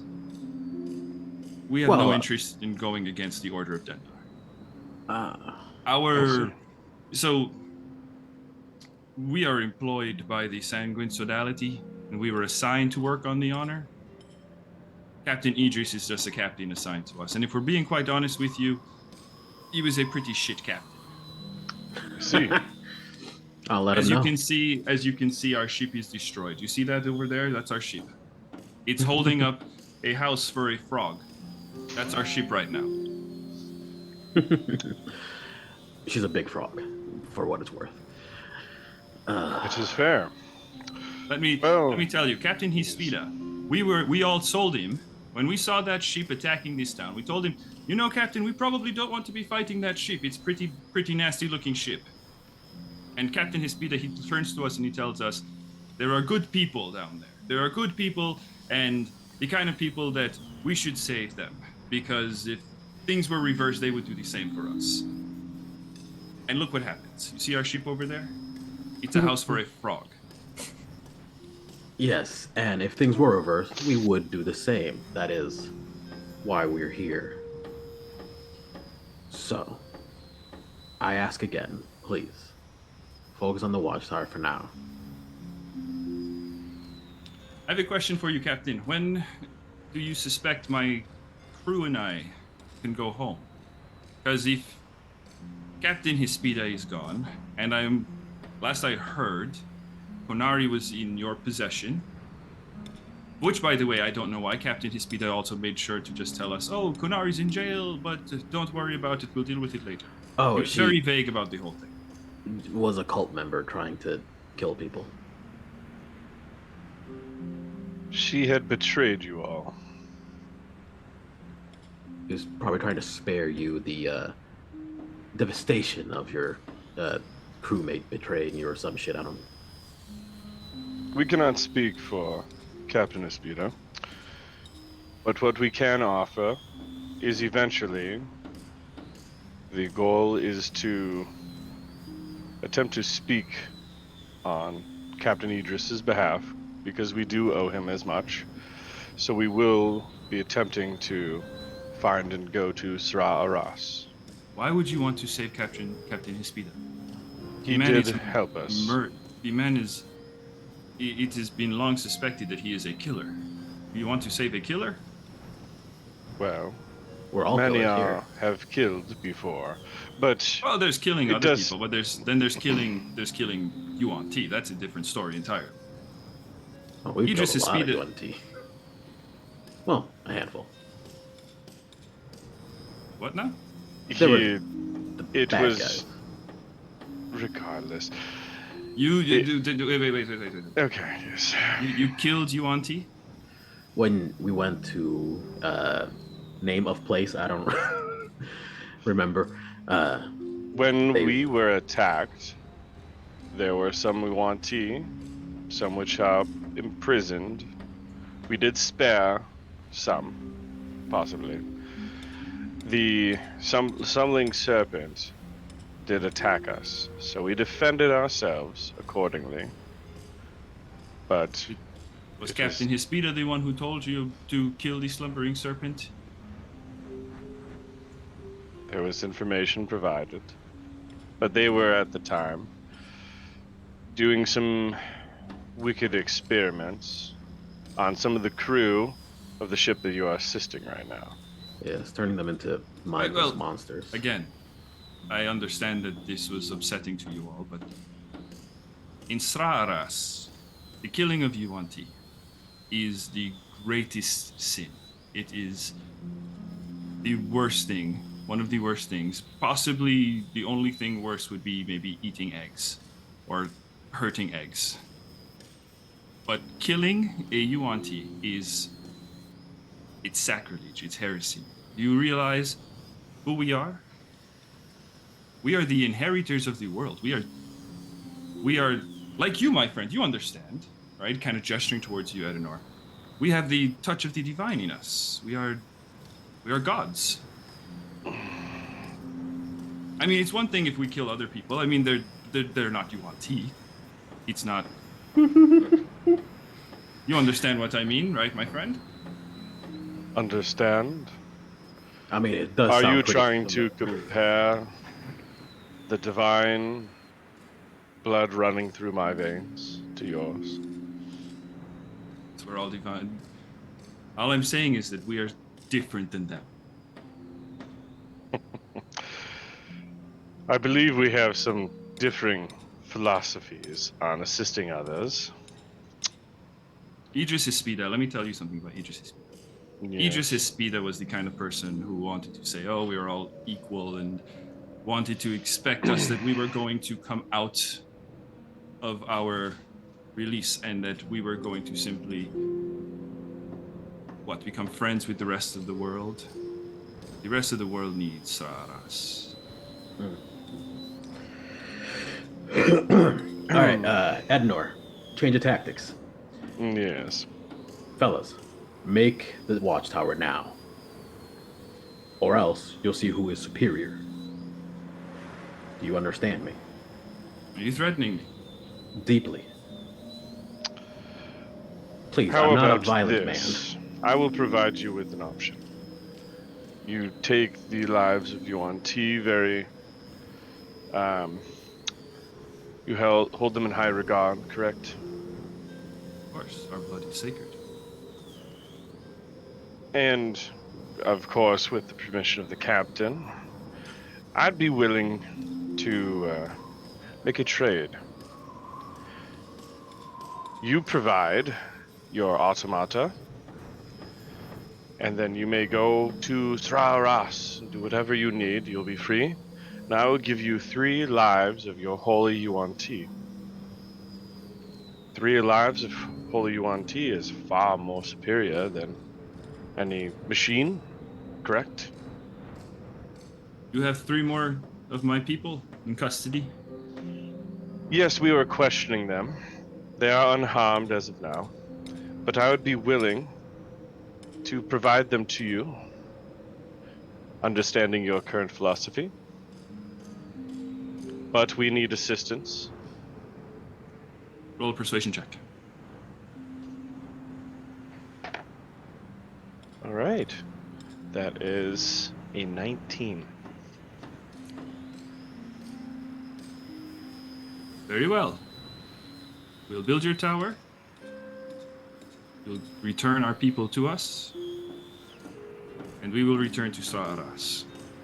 And the automata return to our ship. We need them. We need them to travel back. I will give you... I have 1, 2, 3... I will give you 4 of them for your car. For the vehicle.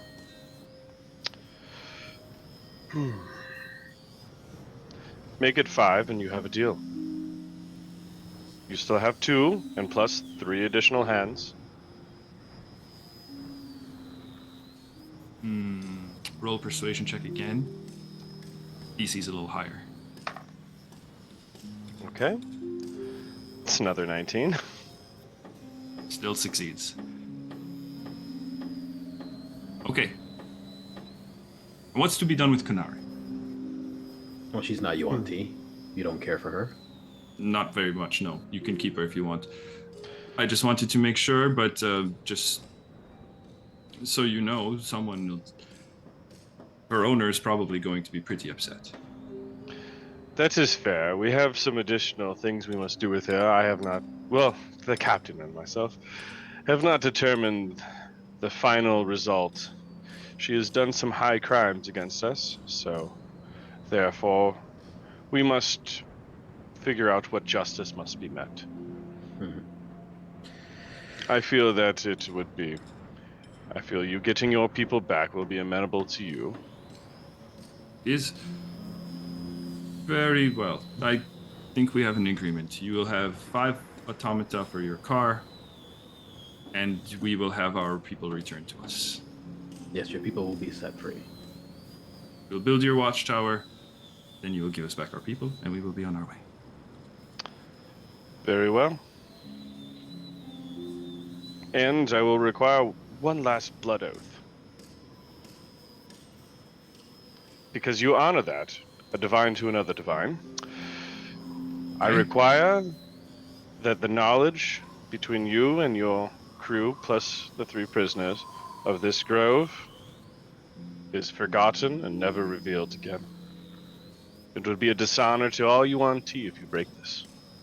Know that. I'm afraid I cannot promise you this. Oh, yes? When we return back, they're going to want a report about what has been going on. You can report, but I wish that this location itself must be outside of your reports. Is that not worth gaining 3 lives of Yuan-Ti back? We've already made a deal for the 3 lives. That's your watchtower. You are asking something additional. Our agreement is already set. Besides, Endor. if they already have Idris knows where this place is. Believe me, the Order of Dendar knows too. Then you never come back yourselves. I have no interest in coming back. When I go home, I'm going to stay home. Very well. This world beyond our city, we thought it was going to be something special. We thought it was going to be something new. But no, you are all so violent and so savage. Oh, man. This explains a lot, honestly. It is fair enough. Oof, what A deal has been made, and once you conclude your deal, Lycus, we will have other matters to attend to, and I wish to touch base, and we'll have to work on the logistics. Once you have completed the watchtower, and then we will do the transfer of the 3 of your people for the 5 automata, and then our business shall be concluded. Perfect. Holds a hand out to you, Edenor. I will shake it. We will get to work. Edenor, Lycus, could you come with me? We have a couple of items to conclude. Yeah, let's go. So as we go away, You see him kind of like rounding up his crew, and they are heading over to the tower. perfect. So as we're kind of like away of earshot, apologies that I kind of took over there, but I did see your emotions getting riled up. I was also riled. Do not think No. that I found it acceptable. I pitched it over. I realized that it was a time when kind persuasion wasn't going to work, and I'm not much for deals. I understand. But I do understand that we need those automata, and frankly, we need 3 less mouths to feed. Yes. So if they are so gung-ho on that, they'll get their 3. You don't have need of the car. It simplifies things. And he did have a good point. Idris would be aware there are a lot of different ways to get information out of an individual. Mhm. So I believe that they're very proud and arrogant people. So I have doubts that they're even going to return here. I'll I'm take your hopeful, word but on yes. what pride and arrogance will do. He just gives you a little smirk. Watch yourself, Captain. Come on. Anyways, There has to be some very levity in these difficult days. As the two of you are having that conversation and making your way away, we are going to check in on Pim and Luna, as the two of you are now joined by Brock and Gazalik in the captain's quarters of the Wild Hunt. And we'll be joining them after, right? Like that's just Yeah, you guys are like making your way. cool. So this is kind of like happening while you guys were talking to Sunset. Okay. So you, and I'll ask Hammond, you were saying that it would be useful to gather others, but their main trait is to have a touch of magic with them. Well, all I can say is that magic is unstable, unpredictable. Right now, when this process begins, I cannot guarantee that things will be without surprises. A diverse set of skills would be reassuring, to say the least. And diverse enough where everyone doesn't have to be that magically inclined. It just... Once we begin, I can't say for sure, but I'm certain that at least what I found is everybody can bring something special to the table. Then I'll just like turn my head for a second. I'll cast message to Ednor and Lycus to speed it up. Okay. Yeah, Ednor and Lycus, as you guys are, you just kind of finished your talk, you get that message then. And we'll just say, if you want, we can just cut to them joining in. Okay. Yep. Okay. So, the 4 of you are now in the captain's quarters then. Gazalik and Brock, I'm just going to kind of have them they're there in the background of the scene. Right? So, as the 2 of you join, Hammond kind of nods. Well, we've got quite a group gathered here. The process, I've explained to these 2 already, but the process is going to take 3 stages. We are going to unbind the enchantment. We are going to decipher the runes of which it is comprised. And then we will install a similar enchantment onto this. And he pulls out just a tin flask. Just a regular tin flask. Like a There's regular almost tin little liquor flask, yeah. almost 100% chance I have a better flask in my bag, and I just knock that out the way. Okay. And put a nice. Give me the description of the new flask. Of course. He just looks at that like, no. So, yeah, okay. So this flask, it's basic silver in coloring, but it has this like bronze-ish emboss on it in the shape of like a tortoise shell. That maybe used to be gold or something rubbed in gold and has been tarnished enough that it's just kind of darker brown. And the lid of it itself also has almost like the skull of a Jolly Roger. And I'm just pull that out instead. I'm like, come on, Let's give it something nice. Looks at it and says, "Well, that is a lot nicer." Would it be a lot more effort to add that? See, as this decanter requires a specific magical word to activate it, would it be more effort to make that word perhaps just words spoken by the, let's say, Grippli? Remembering this race, Grippli? right? Grippli. Grippli, yeah. To make it a word that only the Grippli can say, or that they're aware of more. I'll not consider that. I'll try. It It's a might good make things a idea. bit more complicated, If- but if we it- can try. Right. It depends on how much more complicated. If it's a lot more, then you go with the regular, because they are the ones that have to say this word to activate it. Yes. It would also prevent others from, being able to use it. Mhm. It's a good idea. I see the value in it. It might make the spell a bit more complicated. Well, they're Always- All I can say is I'm willing to attempt it, but it makes an already complicated procedure just that much more so. they're also far more capable with blah, blah noises. So any G heavy words might be just good enough. I feel Guys. like Hammond is Doctor Strange and you guys are Peter Parker. Yeah. Wait, one more thing. Well, you're gonna So I have- add a word. I we're have about faith. to do. I have faith in you, Captain Hammond, and that'll be your bardic inspiration. Okay. Yeah, let's fucking do this shit. Okay, so guys, here we're gonna go above table real quick. Okay, here's how this is gonna work down. This is gonna be a skill challenge. All right, we're gonna have 3 rounds of the skill challenge: that unbinding, the deciphering, and then the installing of the new spell. Okay, so Okay. 3 rounds of skill challenges. Here are the rules. You can only use skills in which you are proficient. Or half proficient. Yes, in Pim's case, half proficient is allowed.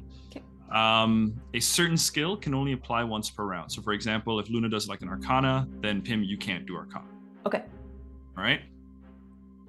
You can only contribute. A PC cannot contribute in consecutive rounds. So let's say, we go from round 1 into round 2. If you contributed in round 1, you cannot contribute in round 2. Okay. Okay.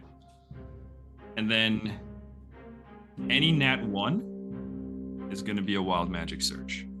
Is it one PC per round? So each round we're going to have like different skill tiers, kind of different challenges. So for this first round, the unbinding, you guys need either 1 success or 2 failures.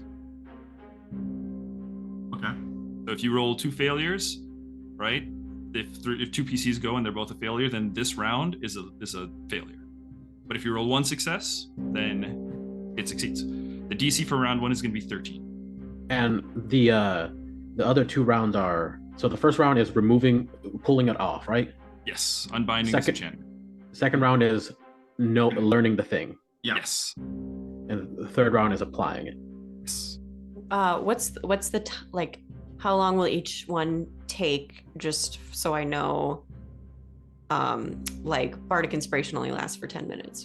Oh yeah, no, don't worry. Well, we're not going to worry too much about that. We'll just say that Okay. continues, Okay. right? So- Can I recommend something to the crew, like as to who does what? I'm Sure, going Cap. to You're say, the captain. Oh, I'm going to tell you this. I'm going to give you guys 1 minute to discuss your strategy, how you want to approach the skill challenge. You get a Okay. meta minute, and then we're going to start the challenge. Okay, so again, it's going to be 3 rounds. The DCs are going to go up per round, and so will the amount of successes and failures. I'm going to tell you those as we get to those rounds. Do we get a minute between each round? No. Okay. Yeah, 1 meta minute here. I'll So just, that is, Okay. What are the your first- best skills? Go. sleight of hand. guys, I didn't Okay. say the minute was starting. Chill. uh, Go now.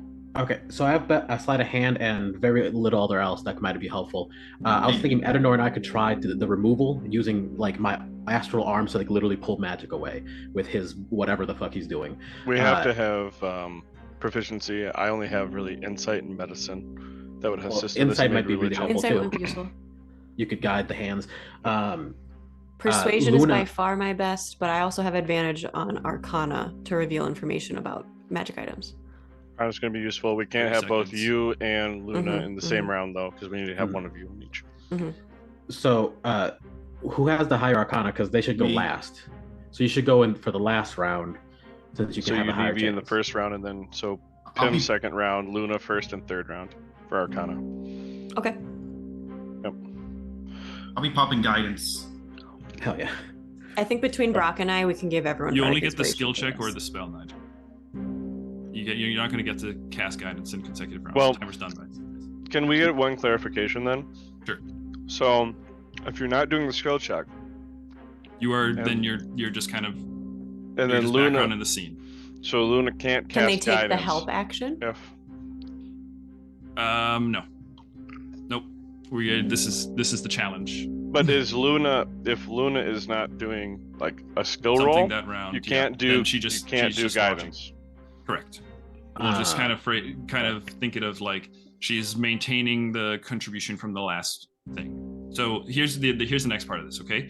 Basically what you guys do when you get that success or failure, right, per round, what happens is, so Hammond is the one doing this enchantment. So Hammond is going to do a flat roll, a d20 roll, right? The DC is going to be 10 each time. You guys are basically going to incur advantage or disadvantage for him. If you guys succeed on the round, he rolls at advantage. If he does not succeed on the round, then if you guys do not succeed on the round, then he rolls a disadvantage. Okay. All right? Can we say that Brock and I have given bardic inspiration to everyone involved? I've I would got say yes. 3 Yes. left. And then he Um, can, and then And Hammond he's can probably do- got 4. Okay. What? Hey, I'll what just say kind of we'll- check is this? Like for the flat roll? Is it just Just a flat d20 roll. No kind So- of particular check. For Hammond. if I cast like enhance ability spell, that doesn't help at all? No, Yeah. it won't contribute, unfortunately. But he will have. But you can apply it to yourself or your friends right now. So you guys can apply your buffs and stuff now. I'll say 1 guidance can be applied now. Give that to Right. Hammond, because he's gonna need to be the one that passes the thing, right? And he doesn't have any skills to add to it. And Arcana is. Yeah, this is going to be a flat d20 roll Okay. Mhm. with advantage or disadvantage. And but one so bardic things- inspiration opportunity for Yeah, him. so things like that, or guidance, I'll allow for those to be applied, and you guys can choose when they're applied. Okay. Okay, I will- Luna, Lycus, and Adenor, you have bardic inspiration, Okay. And Pim, so do you. Like, and I'll from get Brock. it from Brock. Okay. And Hammond will I'll- get his from Brock. I guess So- I'll give Hammond guidance. Hammond has guidance, okay. So you just track that, okay, for me. And Yep. Luna I is got it. going to have enhance ability on in the intelligence.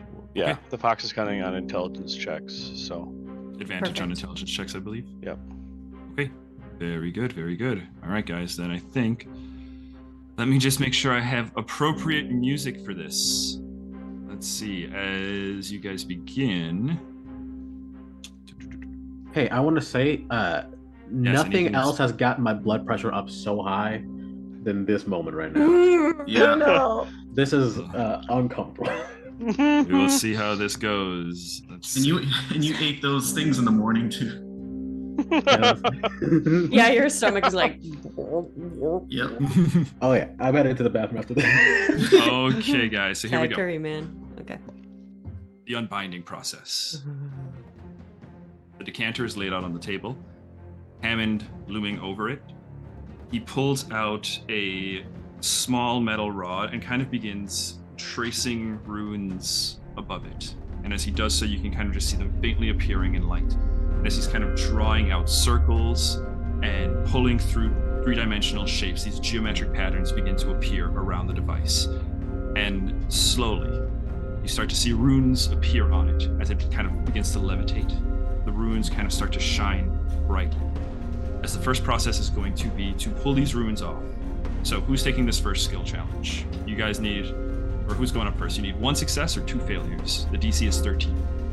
So that'll be I was Luna. gonna be.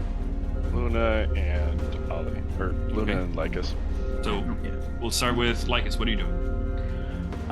If I don't know how physically like literal it is, but I was just going to pop my astral arms and use them, basically like mechanical arms in a surgery to try to like pull and literally pull away the runes, Okay, sure. touching the magic with a sleight of Absolutely. hand. With a sleight of hand. All right, I like it. I'm also going to have you expend a key point to do this as well. Oh yeah, I was gonna pop both. Okay. Edenor, just passive right now. You can feel like magic is raw in the room. And as Lycus, go ahead. Okay, that is a 22. That is your first success. This round is a success. We don't need any additional rolls. As Lycus's astral form begins to pop out, the magic of the weave kind of starts to suffuse in the room. It's almost like watching oil through the air. There are colors shimmering, and as you're trying to like focus on the task at hand, you can see it's almost like looking at it through different angles. Like as you look through it, sometimes you feel like you're looking at it from above, even though you haven't moved, right? But you see Lycus, the wolf, appears. The hands stretch out, and as it does so, the glow kind of starts to meld in frequency and color with Lycus's palms of his astral self, and he kind of starts to draw them away from around the decanter. And as he does so, the runes, the imprints begin to come off of it. Hammond goes, "All right, we've just about got it." And now he is going to roll his first one at advantage. This is success. He does not require the Bardic Inspiration or the Guidance. He rolled an 18. Okay, Lycus, as Hammond...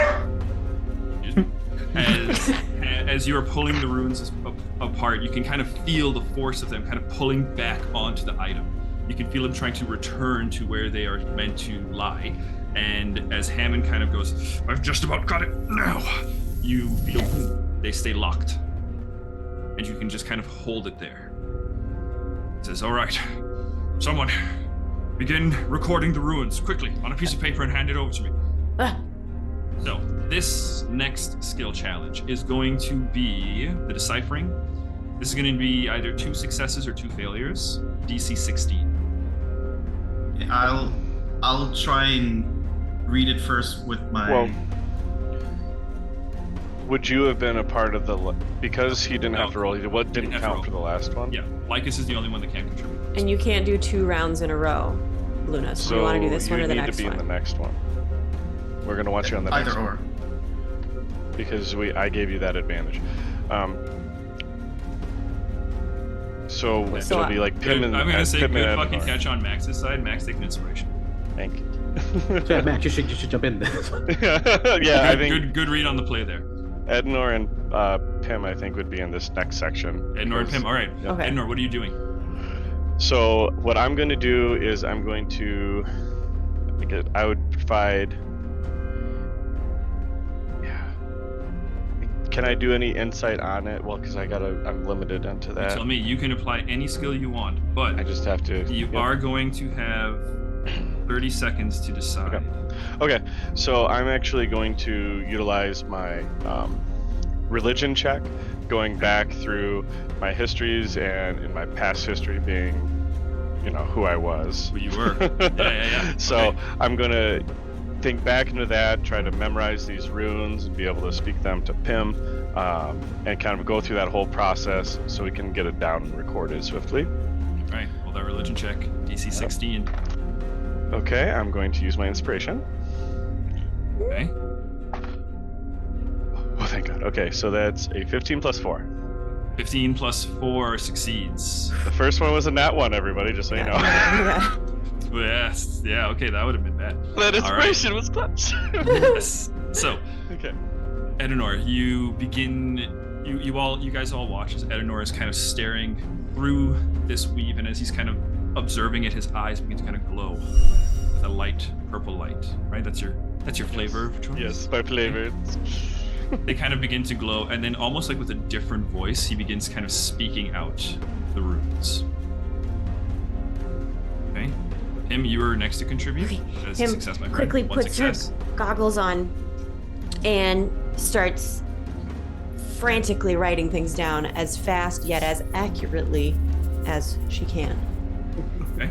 So, goggles give me advantage on this Arcana check. Okay. Yes. 21. 21 is a success. All right, you guys make it through round 2. As Pim, you begin recording these runes. relaying them out to Hammond.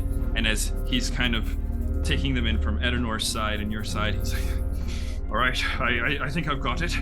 And he begins to take his pen over the new decanter, and he begins to start carving into it with this magical light. There's like a sizzling sound, and you can kind of smell metal in the air. And as he rolls advantage, very, very successful. That was a 19 or a 20. So it's a natural 20. All right, I'm just gonna kind of note down here that was a natural 20.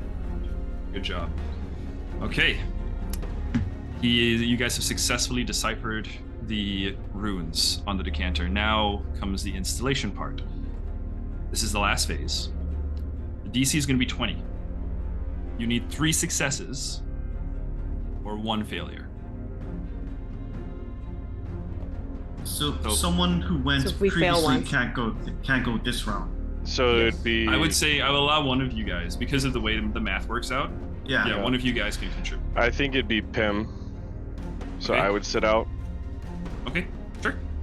Luna and Pim. Yeah, I mean, So wait. So for the intelligence, so can only one of those success be in Arcana though? Yes. Okay. So like you both can't roll Arcana. So I guess it comes up for Luna has advantage on intelligence, but Pim has advantage on Arcana. Arcana. I can do history. I could do something else for this one. Okay. You guys, who's going up? I'll do history if that seems easier Sure. for Sure. him. You just have 30 seconds to decide. And then yeah. So history. I'm Arcana, tempted to and- do persuasion because my modifier is huge. Okay, I'll do Arcana, and because we have the multiple successes, I can do Arcana and investigation. And history, Okay. like they're all like the same amount. Okay. Can you do 2 checks? Well, You it's, guys have, We you guys need have 3 5 seconds. Who's going successes. first? Luna, you I'll go go first. Okay, good. Luna, you're first. What do you do? so this is to engrave it onto the actual object, right? Correct.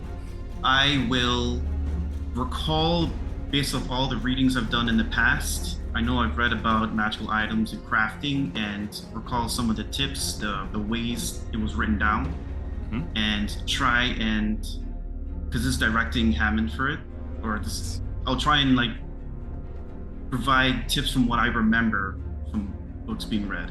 All right, make the check. DC 20. Okay. Need the advantage for sure. That is, I rolled a 12 plus 8 is a dirty 20. All right, 20 meets it. That is your first success. All right, Okay. Who's next? I'm gonna do sort of a like motivational persuasion check and Okay. just start saying things like, come on you guys, you got this. Think of all the good we're gonna do with this decanter. You can do it, you can do it. And just motivate. All right, roll that persuasion. Fucking nervous. DC 20. Okay. Yeah. I hit it exactly 20. Dirty, but 20. Okay, another dirty 20. Nice job. All right. That is another success. You guys have 1 more success or 1 failure. Lycus.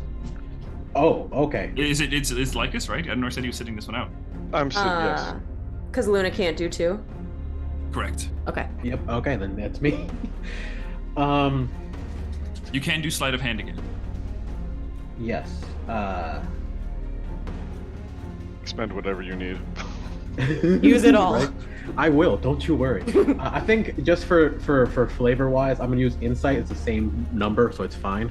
And I'm thinking that the way that this works out is like, as you guys are inscribing things and doing whatever, I noticed that someone like it just off a little bit, and I like place my aura on them so that it goes through them or whatever, and it kind of course corrects them. Okay. We'll say it's Hammond. All right.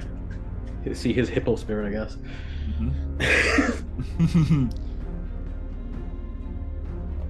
Okay. What is the bardic inspiration? D8. Okay, cool. Cool. Where's my D8? It's very close. I just need a 2. Okay. I just need a 2. You can do it. You can do it. Come on, baby. Come on, baby. Yeah, okay, we got it. That's I'm getting nervous there. that's a 23. Okay, thank God. 23. All right, with a 23, that does succeed. So, Hammond is standing over the new decanter, and as he is working at carving these runes in, Pim, you are at his shoulder, just kind of, just kind of keeping him on, right? Helping him focus. You're providing a little bit of a rhythm for him as you're chanting towards him, and he's kind of keeping steady with it. Luna, as you are standing over his shoulder, you're able to actually catch little moments in the installation, in the carving of this ruin, where you can find those flares, where you can find, perhaps, you can add a more secure phrasing for this item. And just as Hammond's hand is about to kind of stray, as he's attempting this new carve at your suggestion, and his hand is about to stray, Lycus touches the shoulder, and his spirit channels through Hammond. You see for a moment on Hammond's face a very, tough, heavy flesh, sort of like hippo creature with these ginormous tusks that kind of go around, and not in just 2, but 3 different sets of tusks that kind of go around. And this hulking, massive form with 4 arms, kind of like Goro style from Mortal Kombat. And you just kind of guide his hand back into the ruin just successfully, and he goes, "Thank you. We're almost done." Success. Roll guidance on it for the fun of it. Sure. What's the guidance for it? D4. That's a 4. Yeah! And we had one natural 20 earlier. And you had one natural 20 earlier. So This is a solid decanter. Yeah. this is a very Holy solid shit. decanter. This is 3 successes with some very high rolls and a natural 20 in there. So, a couple of things. First, the weave settles as the magic is now returning to their respective items, as the weave is now kind of drawn in and captured. Edenor, you can almost see this happening as the items as the runic carvings kind of pull things together, and the magic is instilled. The weave calms again. The music settles the fuck down. And before you are 2 decanters of endless water. Did it work? Did we do it? Hammond steps back, sweat kind of all over his brow as he kind of, "It's done. I think it was successful." Well, let's go find out. I want to grab the new one and take it down to the Grippli's. As soon as you hold it in your hand, just like with other items, you are aware immediately that there is magic in this item. Have a Let's good go try feeling. it out. Let's go. You take Take it it. over Wait. to, yeah? Which word did you install into it? I'm not totally certain. It's a new enchantment. Perhaps the first word that it learns will be the one. All right. Yeah, I'm gonna take it down to the water and call over the pond mother and all of the other Grippli. We made something for you. I'm gonna open it up and I'm gonna say Grubbadub's name. Grubbadub? Yeah. So the first word, the word that means to open the flow, is Grubbadub. And as the enchantment appropriate. sets in, the word resonating as you can kind of feel almost like an electricity through your hands, right? You can almost see as the magic kind of flares. Even there's a moment where your hand just kind of goes totally translucent. You can just see all the bones and the veins in your hand in a flash, and then it kind of settles down. Roll me in dexterity saving throw, please. Oh yeah. No problem. Whoa. I would have taken the original decanter, by the way, before we left. No problem. It's Yeah. in your possession. Good point. Yeah, we were in the middle of enjoyment. What'd you roll? Dexterity, yeah, that's a 12 plus 6, 18. Okay. It's a really good roll because all of a sudden, with the force of a cannon, water just begins erupting from your hands, from the device, and you are kind of thrown back and you're sliding through the pond just several feet as you are holding onto this flask, as it is just drenching water, is just spilling out, and it just kind of continues and continues and continues, and you realize you don't even have to keep enchanting anymore. It's going, it's sustaining the flow at the moment. Like, the water's just pouring out, and the Grippli are just immediately just incredibly excited. They all kind of come to life, and they all just kind of taking in the water. Is it salt water? Is it fresh water? Is it hot? Is it cold? What are we doing here, Lycus? They're swamp people, so it's probably like, if we had the chance, I'd probably want it to be more cool, fresh water, because swamps are typically fresh water, I believe, right? Yeah. I mean, they have like mangrove swamps. So I'll say you're familiar enough. Like you know their thing, their swamp, and you can kind of like zero in on the salinity. Mm-hmm. The pH is right. And That good yeah, pH. it just comes off this refreshing, like it's the feeling of a river in the middle of summer, like just cold enough to relieve you from that stress and pain. And it just kind of comes out in a flood. I mean, those of you who are in the pond, you're kind of like, it's up to your knees. All of a sudden, it's up to your waist. Pim, you are finding like you're gonna start having to dog and paddle soon.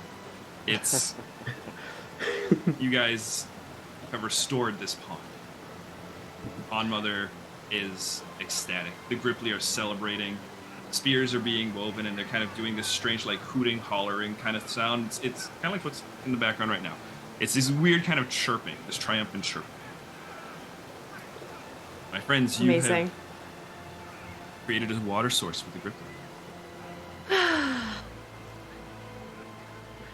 So, Well, good work, team. everybody is like Lycus, you are just kind of like drowned in like slick limbs as the other Grippli are like hugging you. The Pond Mother, you feel like a little bit of a tidal wave as she kind of like swims up next. Very quickly, kind of spills over the side of the pond, and it starts kind of flooding out into the dry riverbed.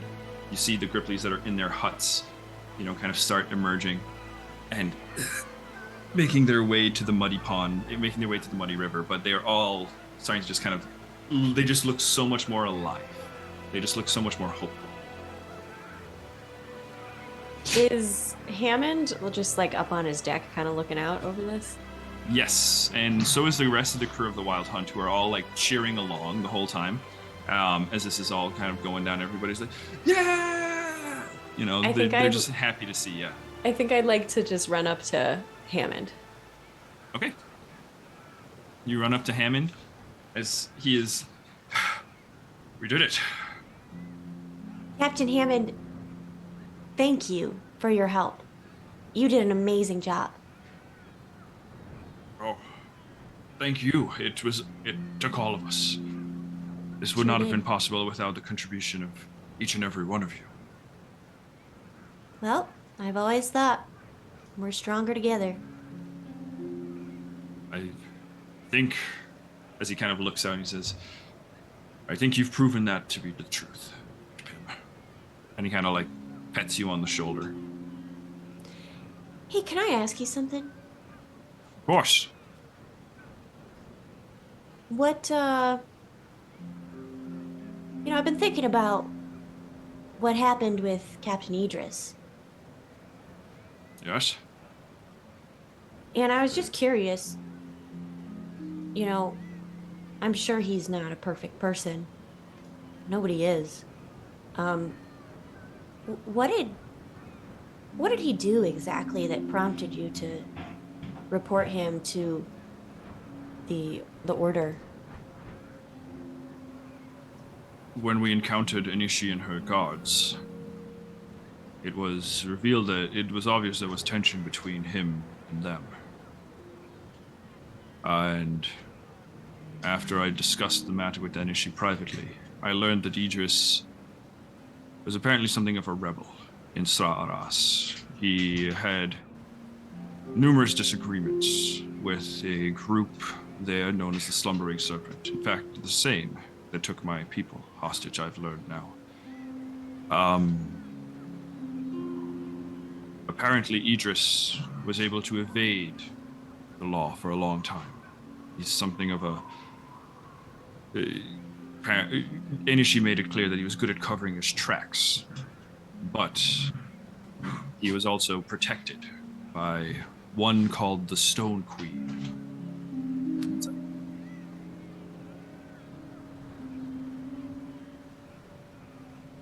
Seriously, right?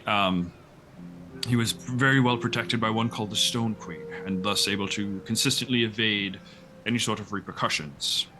But this far away from Sra'aras, out in the wilds, and with my testimony, Enishi was able to procure the truth from him, and was able to bring him in on charges of murder of other Yuan-Ti, which apparently is a crime they take very seriously in their city. Yeah. You said the Slumbering Serpent are the same people that took your crew, did you say? Took your... Yes. And you guys knew that already. Okay. So when you did you both arrive here? Who was here first? You were here first, right? Here in the Frog Grove. Yeah. Yes, we've been here since the world ended. May I ask, what do you plan to do once your ship is fixed? Probably head to, maybe Io's Landing. See if we can outfit a bit more there. Then, I don't know, maybe Azafast, see if they have any need for an airship. Although I hear the League of Magi have been working on something for a while. The League of Magi. That sounds familiar. You heard that earlier this session. Yeah. You know that Dorian... yeah. He's the head of that guild. Luna's daddy. Right.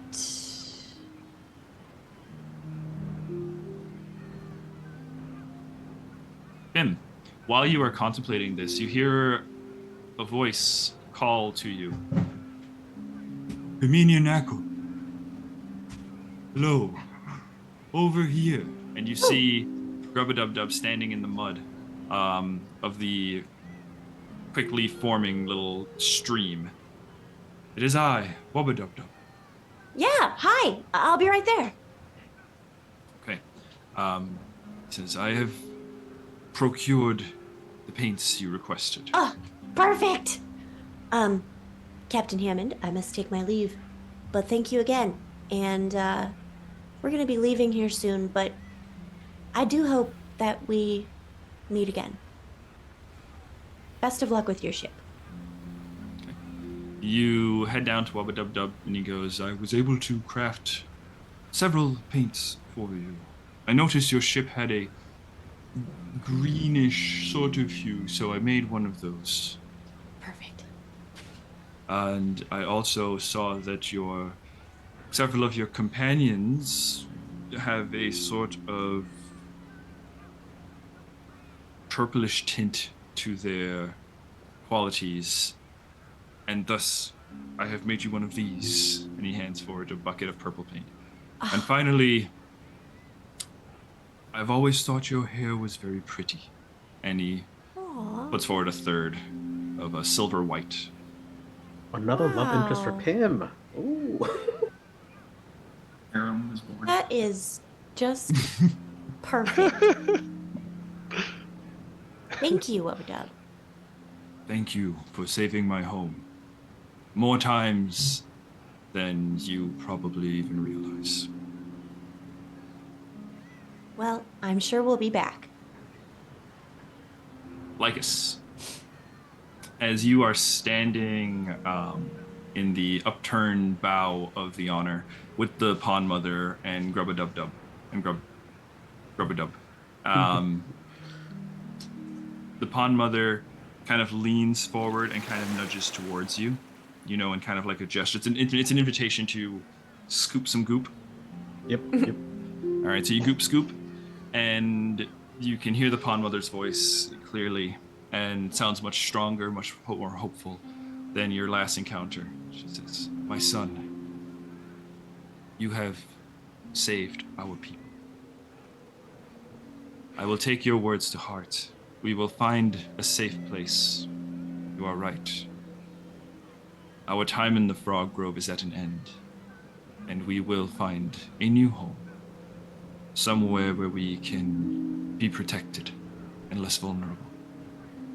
Somewhere we can grow again." We'll be in contact. We'll make sure we know where you are. As far as I'm concerned, this is home. And I'll come back to make sure it's growing. I have one more gift for you, my son. It shouldn't have. Behold the keel breaker, and gestures towards Wubbadub's tree. Upon this tree, there is a giant fucking crab. Right. And upon the back of this crab are numerous spikes, almost like that of a coral reef. And upon those reefs are several ship bows. You've actually spent the night in one of these, right? Each of the figureheads aboard that trophy possess unique qualities. I welcome you to choose a figurehead of your choice from those amongst those upon the back of the keel breaker.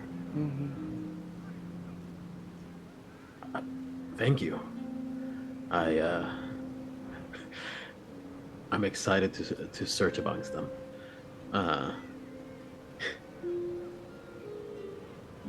I want to give you one more thing. I don't think it's gonna look great. I have to make it. I'll be back in a couple hours, and he's just gonna run away. Okay.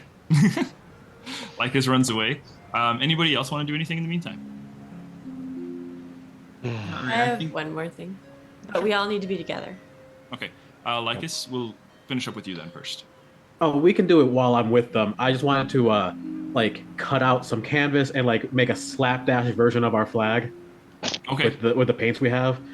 It's not gonna look great if I'm one drawing it, but it's gonna look okay. Okay. We'll say you started, and if you're working on it in your ship, the girls can help too. Can we tell if the watchtower is done? Sorry? Is the watchtower done? The watchtower is in progress. I will say it is. That's a natural 20. It's not done. It's not done, but it is in progress. It is making quick progress, and you suspect, probably within maybe a day or two, it will be done. Okay. Even with automaton, it still takes time to settle and shit. So. Then I'm just going to start going back towards the ship and mention to Pim and Luna. Yeah. Pim, Luna, yes, I'm glad that we're successful in our endeavors. We do have some updates regarding a couple of items. I figure we can go over them on the ship. Sure. Pim's carrying these big buckets of paint. I can help you with a bucket. Oh, thanks. These are big. I'll just carry some buckets. They're about the size of Pim. Just half the size of Pim. As you gotta do why don't I just grab all? I'll just grab all 3 buckets. You see Lycus run past it with canvas that he's stolen from the buildings area. I assume we have a paintbrush too. Sure. Okay. We can make a paintbrush. I can just go into a werewolf and cut off some hair and make a... True. Yeah, he just uses his tail. It's Okami. So we're all on the ship now? Yeah, let's say the 4 of you are back on the ship. So, Guys. very great work, everyone. My contributions to that were not as great as the rest of y'all, but very well, very good. Very happy about Pretty awesome. everything that happened. Yes. Me too. Learned a lot from And that. we still have our own decanter. So everyone Right. is in a pleased position. Yeah. I do have an update, and there was not necessarily the time at the moment to really consult the whole crew.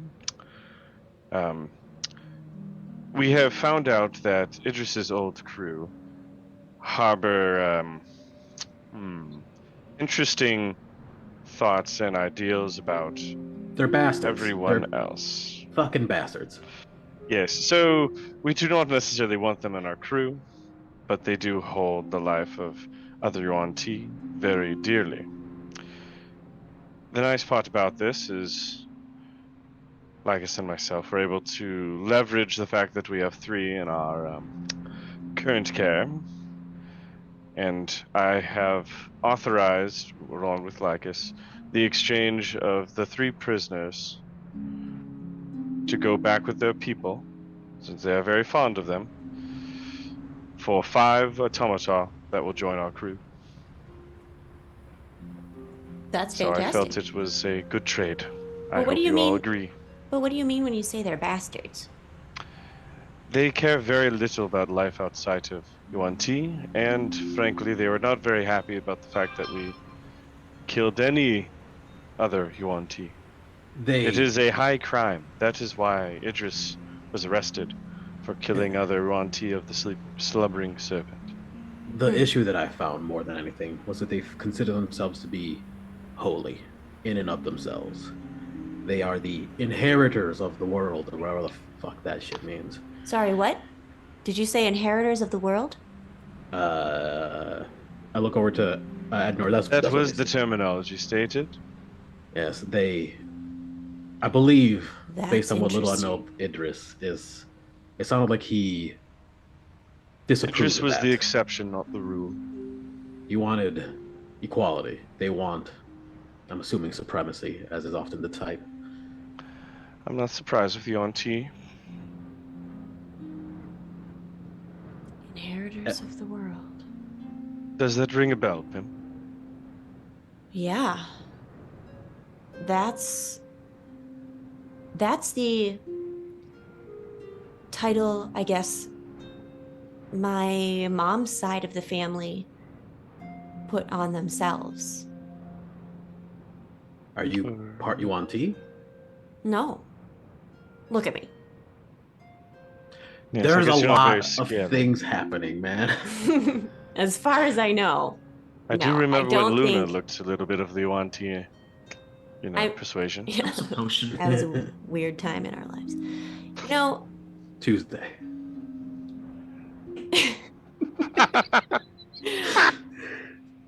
What do you mean when you say your mother's group?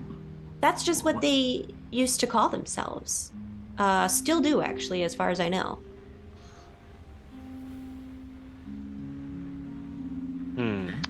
Interesting.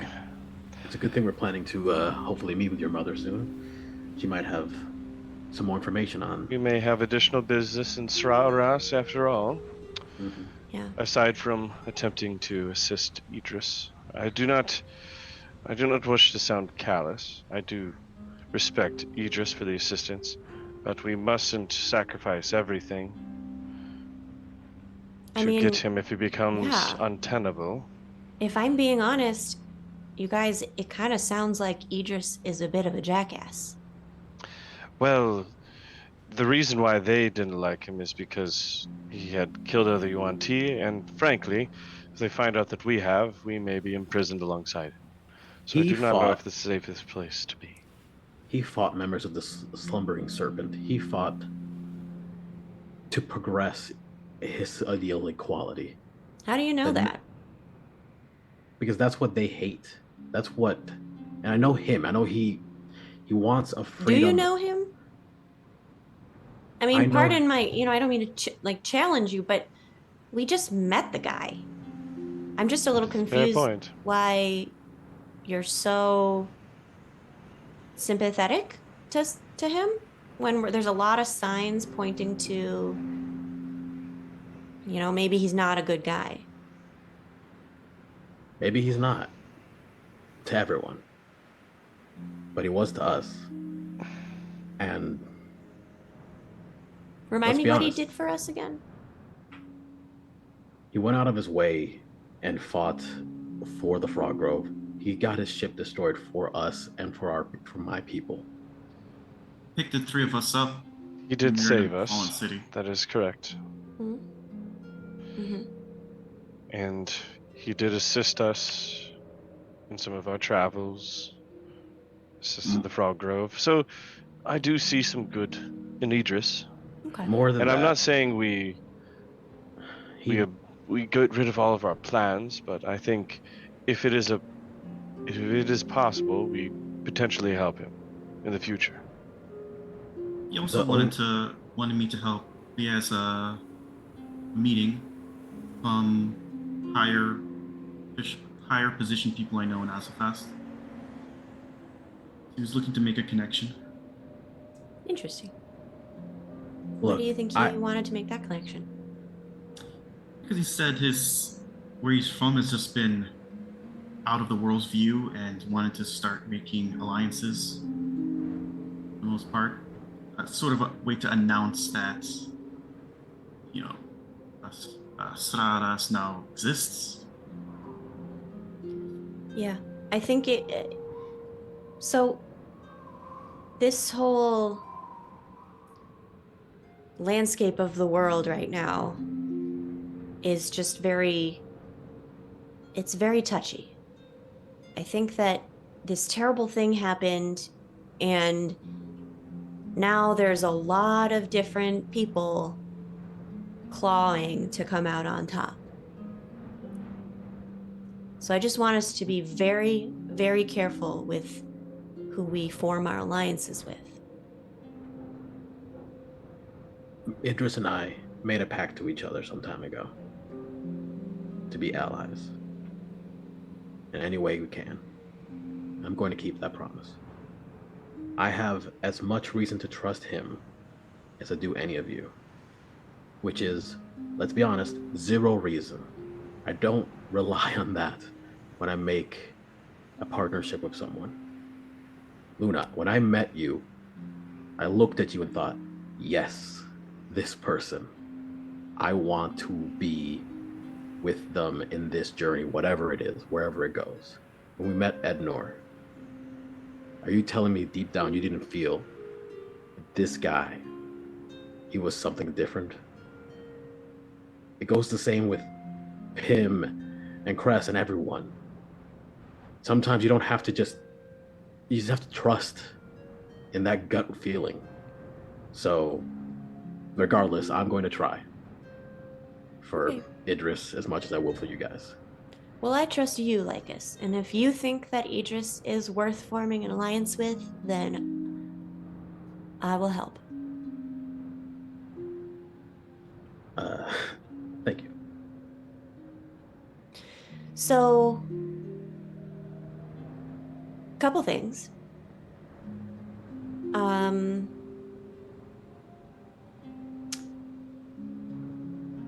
We've got this paint. I'd like to name the ship. Yes. I have a couple ideas. Just give me some initial reactions. The first one is Oka's Wind. I think it's beautiful. Okay. The other one I was thinking is the Merry Wind, because we're the Ooh. merry folk. I don't know. I feel this could lead to a lot of flatulence type. That is also what I was initially thinking of. I can't believe I didn't think of that. The Merry Wind. I almost want the name of that just for the fun. The Merry Air? The Merry Air. Oh, yeah. That sounds like derriere to me. Even better. Well, I like Oka. I think they need to be represented. How about the Oka's will? Ooh. They don't get a chance to choose very often. Let their name be the one that people remember. Their will be the one that we push forward. I'm gonna kneel down and put my hand on the wood of the ship And just be like, what do you think, Oka? Do you like that, Oka's will? And just listen. There's like, and all of you can kind of feel like a slight vibrating in the hull, right? A little pulse back to you, right? I would say, yeah, it seems generally positive reception. All right, I'm getting some positive vibes from that. Hell yes. Good vibrations. I believe that Tazrin's grace must be straight out then, apparently. I'll see myself out. Oh, funny. The ship drops 10 feet. Not a big Kazrim fan in Oka, I guess. I'm joking. But By the way, Lycus, where did you come up with Merry Folk? I mean, I like it, but It's actually kind of an extension of my first crew. Well, not my crew. I was just basically a cabin boy for a long time. But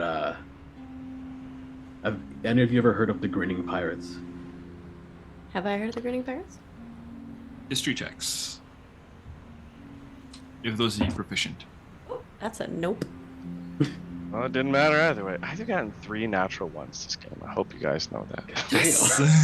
At least it wasn't during the skill challenge. Luna, you've heard of the Grinning Pirates. You've heard of them being pretty active in pretty much 5 of the 6 seas around Histaeria.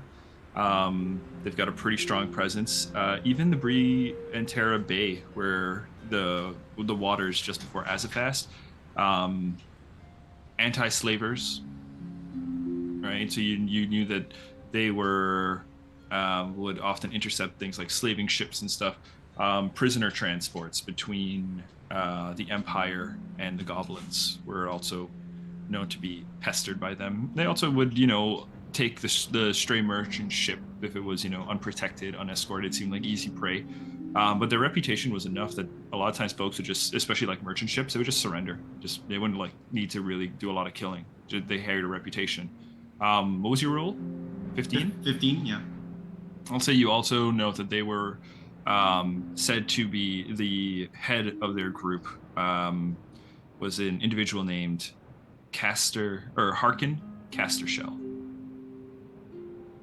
Harkin Castershell. Okay. Well, my crew, my first crew, it was a bit disheveled, a bit wild, a bit too broad to be. It wasn't like ours. They were more of an armada, really. But the group that took me in, and the captain, the admiral of all of them, Harkin, he had this philosophy. This idea that no matter where you went, if you brought anything with you, more important than any trade item, it was fun, whimsy, joy. Well, for him it was more mischief, really, than whimsy. But I wanted to honor that. I wanted to be the merry folk. I wanted to bring merriment and joy. And a little chaos. But Okay. I like it.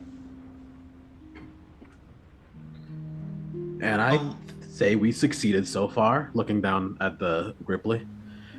Pim, I would say even... Still going. Luna, Arcana check real quick. Dirty 20. You know that your decanter probably could just keep going like this. This thing's just going. Damn. Your decanter would you need to kind of tell it to stop and start, but it's kind of lodged into the bow of the Honor, and it's just kind of blooding, spilling out, and it's been doing that since Lycus activated it. I'm a little concerned that this might sort of drown all the land around us. That thing's gonna keep going. I'll make sure the mother knows how it works. She knows not to be too noticeable nowadays. Teach them the word to turn it off and on. Oh, they know how to say grub dub. Did you tell them that was what it was? Fuck, I'll go tell. I'll. Afterwards. Luna, you also notice the crew of the Wild Hunt panicking as they're there's all coming to the riverbed. Our ship is dry docked in the riverbed. Just watching, it's like, I'll fix it later. Yeah. I'd say we've even made some steps towards turning you into a proper hero. Pim kind of brightens up at that. Yeah. I like. Can I just like hand off a paintbrush to Yoma and have her walk down the side of the ship to start painting the Oka's will There you with go. her Sure. feet? Maybe tie a rope to her just in case. So the Oka's will. Oka's will. Yes, it's so good. That's good stuff. Right. Sounds like it is Will. decided then. Tazrin's cool. grace? No. So we've agreed on Tazrin's grace then. Yes, of course. Very good choice. I think all of you will see quite a lot of benefits from this. The Pond Mother also offered us a helm or a Figurehead. a figurehead from one of those. I'm excited to go Oh. looking. Oh. Do they do cool. anything special, or are they just decorative? Yes. I don't know, man. To be determined. They're cool. Is that not enough for you? I will require just a little bit of that purple paint, maybe with a little bit of the silver white, if you don't mind, just for my room. Sure, sure. Yes. Yeah, I plan to do a little something in my ring too. Would you say purple's your favorite color?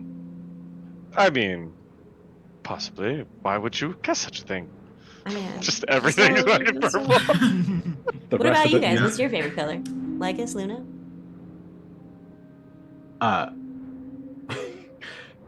My favorite color. Go ahead. I'm gonna go with green for now. Nice. Son of a bitch. High five. Green club. Well, I just look at myself like, no, I mean, How about you, Luna? Favorite color. Never quite thought about it before. do you Guess I want to see what? resonate with more of a gold, yellow type color. That is entirely unexpected. Yeah, just something about it catches my attention. Fascinating. One more quick question. I need everyone's birthdays. Why? What do you plan to do? Something. I don't know yet. Luna, Plan to answer the share girl. it? Do you plan to share it with anyone? No, I promise I won't share it with anyone without your permission. I'm gonna try and like stealth cast Insight checks. message. Insight 17. Shut your mouth, David.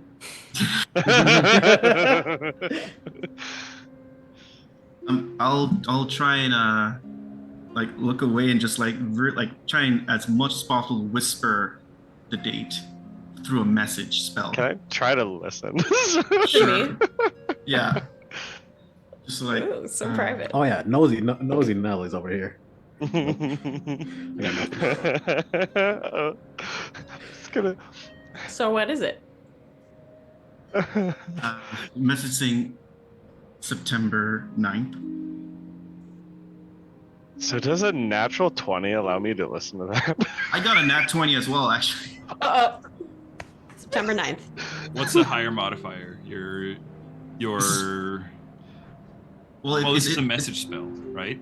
Yeah, so it's like a stealth roll, I assume. Yeah, so stealth versus perception. I have What's the higher? I have a +4. +4 on stealth. What's your modifier for perception? Of course, +1 for me. So. Oh, sorry, Damn. you don't catch it. I listen really close. Try to tap. What if I tap into like the prayer thing? You know. That's a +4. You can see that there Honestly, was a spell cast. You can probably just ask Pim later. That's and true. She'll tell you. Okay. Lycus? Yeah, I mean it's a little complicated, but I celebrate on December 21st. I don't know when I was born, but that's the first date I remember. Gotcha. Edenor, what would you consider your birthday?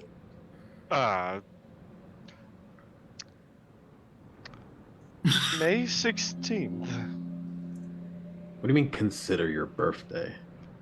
It's complicated, Lycus. We can discuss later. More Well, complicated the than man mine? fell from. We all know the man fell from the sky, and he doesn't know where he came from. So Yes, of course. So I'm using that day as my birthday. Whoa, whoa, I think whoa. that That's makes my sense. gimmick. Did you fall from the sky, Lycus? Yes! Actually. I wasn't aware. I Oh, guess we have some similarities indeed. Oh, bonding. Yes, bonding. Let's never speak of this again. Okay.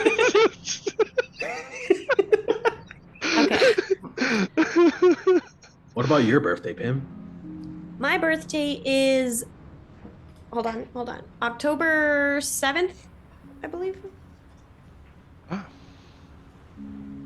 Yeah, let's go with that. I will correct you if it's wrong later. Got it. Cool. Well, all goofiness aside, is there anything else we need to discuss as a group? And Pim looks at Luna. Through certain means, I was able to find out that my father might be in deep trouble. oh, He's currently in Azufast. There is a assassination plot against him. I don't know when it will happen. I'm assuming sooner rather than later. I was able to, then with the help of him, to tell him to be careful, be on guard, essentially. mm, I know who's going to do it. oh, It is someone I have a connection with. His name is Ralvin. so your father could just strictly eliminate this relevant and be done with it, then, correct? If he was that easy to find. Azufast works in a guild system where the guild that Relevant is a part of, they're known for being, how do I put this, in the shadows. Not much information is known about him or the group he's part of. What is the type of character? His character, Yes, yes. shady, arrogant, Arrogance. Interesting. he's very skilled with taking out people before they realize he's there. Probably doesn't like to be confronted face to face then. Correct. It's probably worth telling you all the guild that he's part of. If I recall correctly, the Eyes of Vendola, in case that ever comes up. Which is a good point. So it would not be. Inspiration. Giving it out So like candy. it would not necessarily be. It would not be as effective to call this individual a coward if they would not face you. Do they believe that they are stronger? I would strongly believe so. So then you may be able to goad them into a one-on-one. Or say that if they want to truly defeat your father, they must defeat you. So you could, that could buy us time. I've thought about this since earlier. Yes. I think we have fought previously. He has gotten the upper hand. And Oh, even better. no one tell this to anyone else. Okay. He has beaten me one-on-one. I mean, I've But- seen you defeated by a large spider one-on-one. I was not defeated. I was held down. It was dropping its booty upon you It was multiple booty times. dancing right on you. That was super It could embarrassing. have gotten out whenever I wanted to. What about when you were toying with that poor individual in that cave? I mean, it looked like you I was guys. trying to discern what his weakness was. Turns out it was a bullet. Now we know. Thank A you. universal Lucas. weakness. Luna, I see. Interesting. Luna, I was allergic to lead. if you want us to save your dad, If you want us to kill this man, just say it. Can I say my plan that I've thought about Yes, of was course. not to apply to his arrogant nature, because I think he might use that as an excuse for it not to work. I also happen to know, and like I'll just like twiddling my fingers, that I think he is infatuated with me. Let's set up a date, Oh. and then we kill him. I am always fascinated by the romantic advances of you individuals. This has just gotten more interesting. I Let's write down this as research. Una, Yes, I've done this research. before. It'll work. Whatever you do, don't take any advice from Lycus. We've already dealt with enough of Lycus's exes. It's like I'm like You- preparing some notes. You date, you lay, Yeah. you kill. It works. You can can't try have to Hold on, armor hold on when on. you're naked. Hold on. Luna, do you want to kill him? yes, Okay. quite frankly. Plan Lycus is in action. So I was wondering, now that you know, would it be a good idea to say, play to that and ask him to meet me somewhere outside of Azafest? Like the Maybe Ironwood you that Yeah. we'll be going? Yeah, that's what I was gonna say. Are you close with your father? I'm sorry if As that's a close loaded question. as probably as close as someone can be with the type of person he is. I see. So they will not suspect that. Guess you could say that you wish to assist them in their endeavor. Ooh. I like that. I'm not good at this deceiving thing, No, that's a good idea, Ednor. but Yeah, let him I've know been that you're learning fed from up. Pim.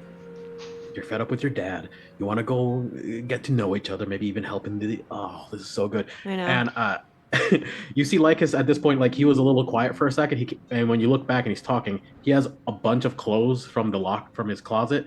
Some of these are dresses. We can really make this work. Yeah, we've got If you have so supplies. many clothes, why do you never wear a shirt? Just use the coat. Hey, everyone has their own personal style. For some people, that's exposed nipples. Edward just sits there with his mouth slightly open. So, Do Luna, do you all think this is a plan? I don't usually like asking for things. I'm not very talented in this area, which I hate to admit. hey, that's why you have us.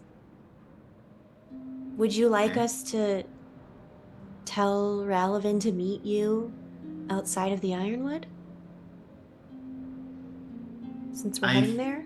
I think that is the best play, if you say so myself. You could tell him, I think it will take us, it was 3 days. So we can. Is it okay for us to tell him that you know about his next mission and you want to help?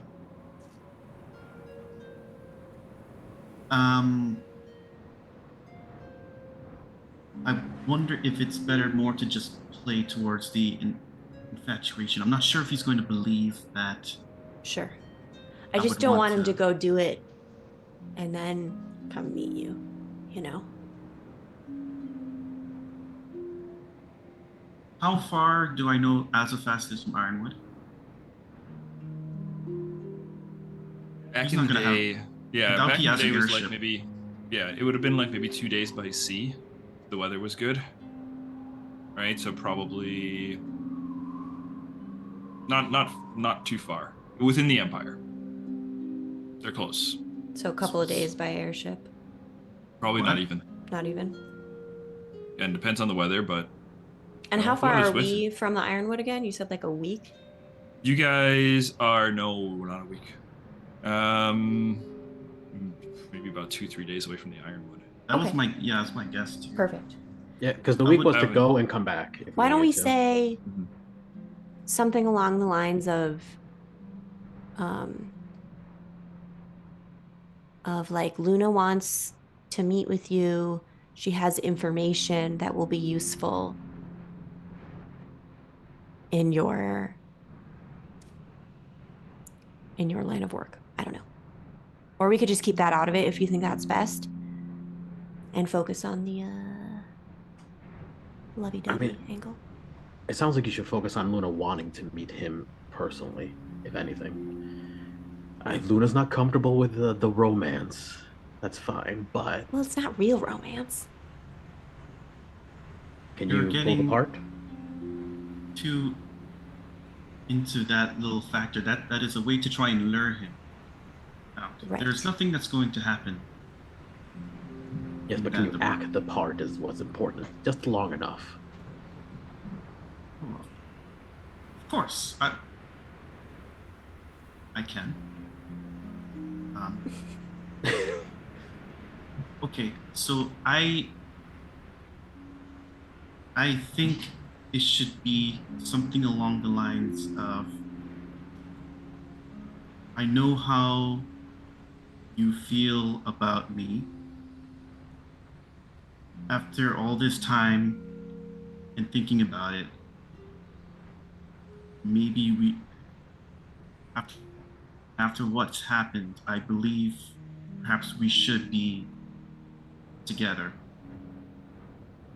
Could you meet me by the Ironwoods in X days, which is where I will be? Sure. There's one thing I would want to do before this. I think I'd like to reach out to someone in the Ironwood to see what the state of things is there. I mean, I don't know about you, but I haven't been there since before the water was sucked from the world. So I think maybe we make sure that there's a shipwright there and that we can accomplish what we want to accomplish there. Okay. I was originally thinking I would reach out to Captain Shadin, whom saved Cress and I the night of the invasion. And the last I saw him was at the Ironwood, but I don't know if he's still there. There is a shipwright I could reach out to who is based in the Ironwood. That might be a safer bet. Correct. We are heading there. So if the person you message says that, you know, no one it's all just been destroyed, then that could change our direction too. I would very much like to connect with Captain Shadin, though. You know what you want to say right now? Yeah. Okay, then you have two more uses or to be able to message people, so go ahead. Do you guys think I should reach out to Shadin or the shipwright? Because I want to leave one use of this spell for our plan. Keep in mind, we can also just message after we've rested as well. Yeah. So we can message the one you're more familiar with. Okay, let me reach out to Captain Shadin. Okay.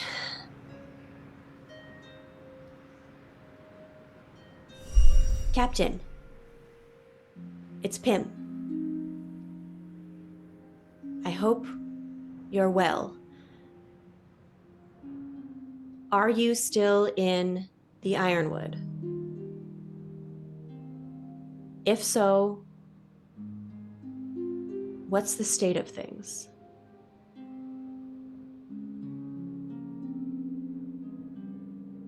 Six left? Yeah. Okay. No, 11. Oh. I think. Yeah, I think I started opening my hand. Okay. And I'm closing, so that'd be 20.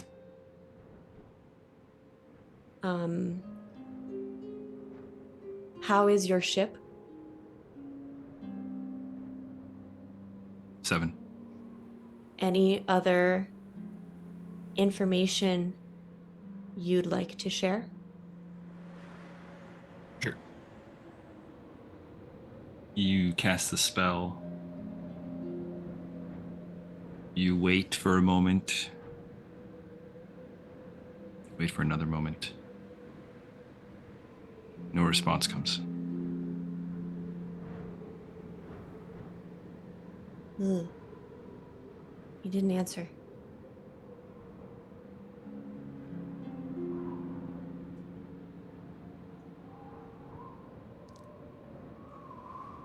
Okay.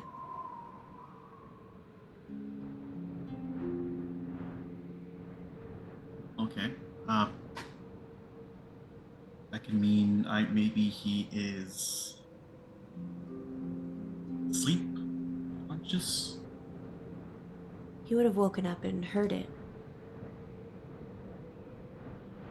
Or he could be charmed like my father was when he didn't answer me. Maybe another plane. I can reach across planes. There's a chance that it does not, though. Oh, true. I didn't see you roll anything. I didn't roll now. Okay. You rolled. How I roll? Okay, well, why don't we reach out to Ralavan, and then tomorrow morning or after a rest, I can try to reach out to the shipwright, even if we're on our way, right? Exactly. Okay. Okay. You also have to say as succinctly as possible that this is from Luna, and as proof, my father was the diary made it easier. Or relevant. Got 25 words, Luna. I know, I'm thinking. From Luna,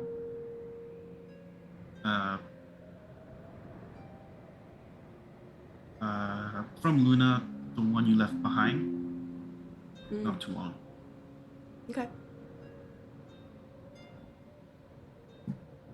I'll if you can, how do I verify this? Yeah, I would just say from Luna. Luna, not Lunazra? You're right, I'm so frazzled right now. You do like him, don't you? Only your friends can No. call you Luna.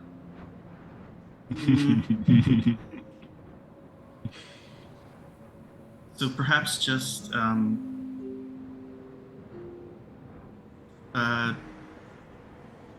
Luna, left behind in cave. Okay. That's 6. I have some questions about that, but okay. Okay, so More, just real quick, Luna, because your perfect memory and stuff. It wasn't really quite a cave. It was underground, but it's more of like a dungeon. I think he could kind of pick thing. it up, though. Yeah, I know. Yeah, I got you. Okay. okay. So goal is say it's from Luna, the one you left behind in a cave. And after all this time, I want to be with you. Meet me at the Ironwood in 3 days. Make it less teen drama. No, I don't think that's gonna be possible, my friend. I got 25 words, Luna. I can't really do tone very easily. But I can try. All right, let's go. Okay. Somebody count for me. I'm gonna cast Detect Thoughts, Okay. On me? just in general. Okay. Okay, here we go.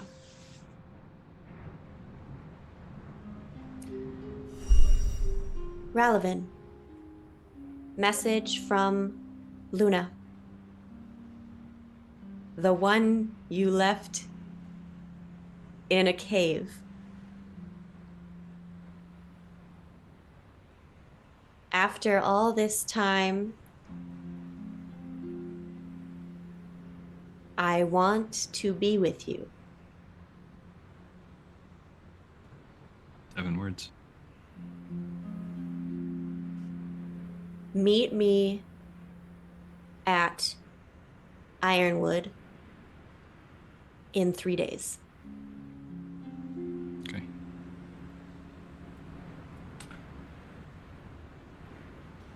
It's a quick pause. And then you hear a voice come through. Oh, I am looking forward to this reunion. Tell Luna I will be there, and my blade can't wait to taste her yet again. See you soon, darling. That's it. Oh, Luna. Yeah, you get the as it comes into Pim's head as she thinks those words, you can pick them up. Those are your surface thoughts, right, Pim? What else are in your surface thoughts, Pim? Disgust and No, it was. trepidation about this reunion. It is not as bad as you are thinking right now. Are you reading Nothing my of thoughts? that. I need to be sure you remembered everything correctly. Okay. It was a failsafe. Not the music. That's happening in Pim's mind too, actually. Did Pim say the initial thing out loud? She says the initial thing out loud. Yeah. Okay. Now, yeah.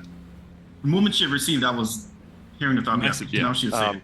So you heard his response? I'd say Luna knows the response without Pim saying it, unless Pim was saying the response out loud. I was waiting until it was done. Okay, then. Okay, so you can just Lycus and Edenor do not know currently what the response is. You can go ahead and tell them. Maybe not the last couple of words. Yeah. About blood. Well, Oh no, you gotta share that. Come on. This is Luna's thing, but he is looking forward to the reunion, and he'll be there. But you said 3 days. Mm-hmm. That's how long it takes to get to the Ironwood. But the automata are not going to be done for at least another day. Why didn't you say that before I cast it? Because I didn't realize you were going to say 3 days.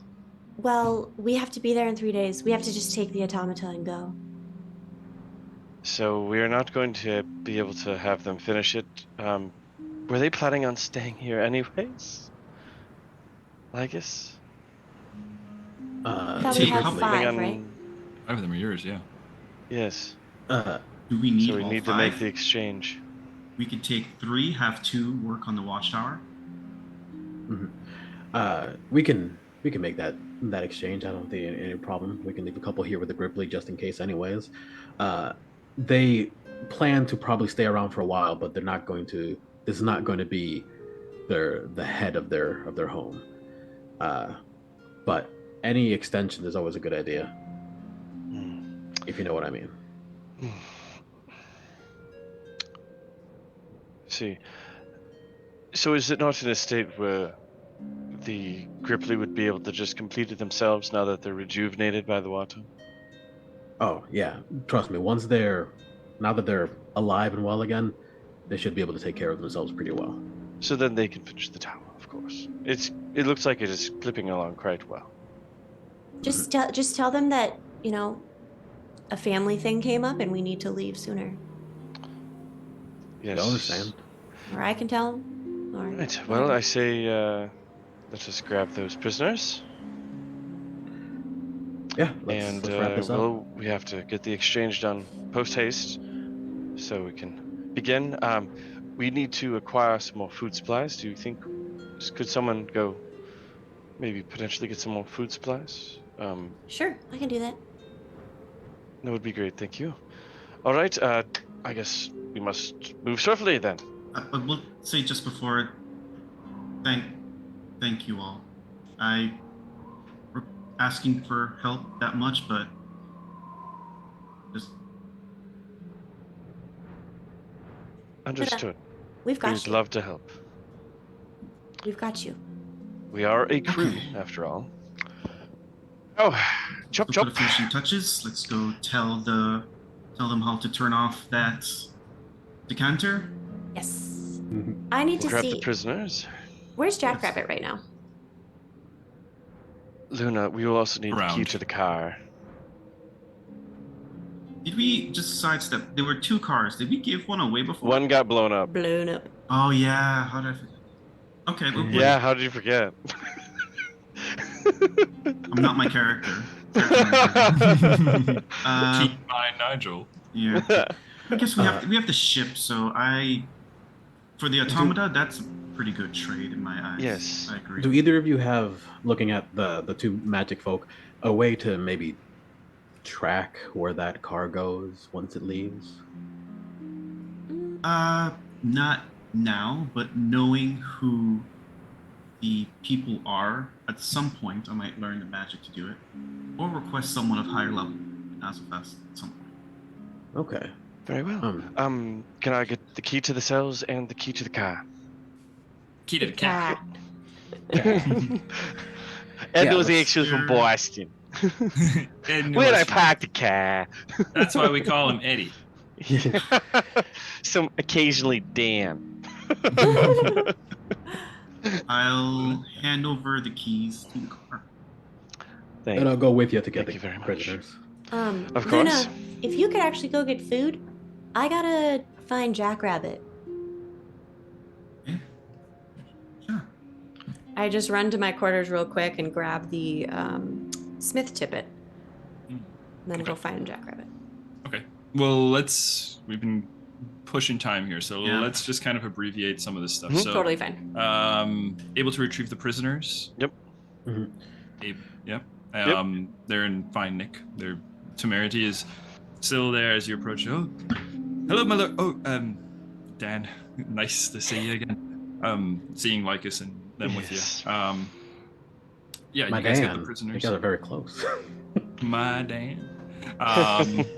You take the prisoners down to Sandsea.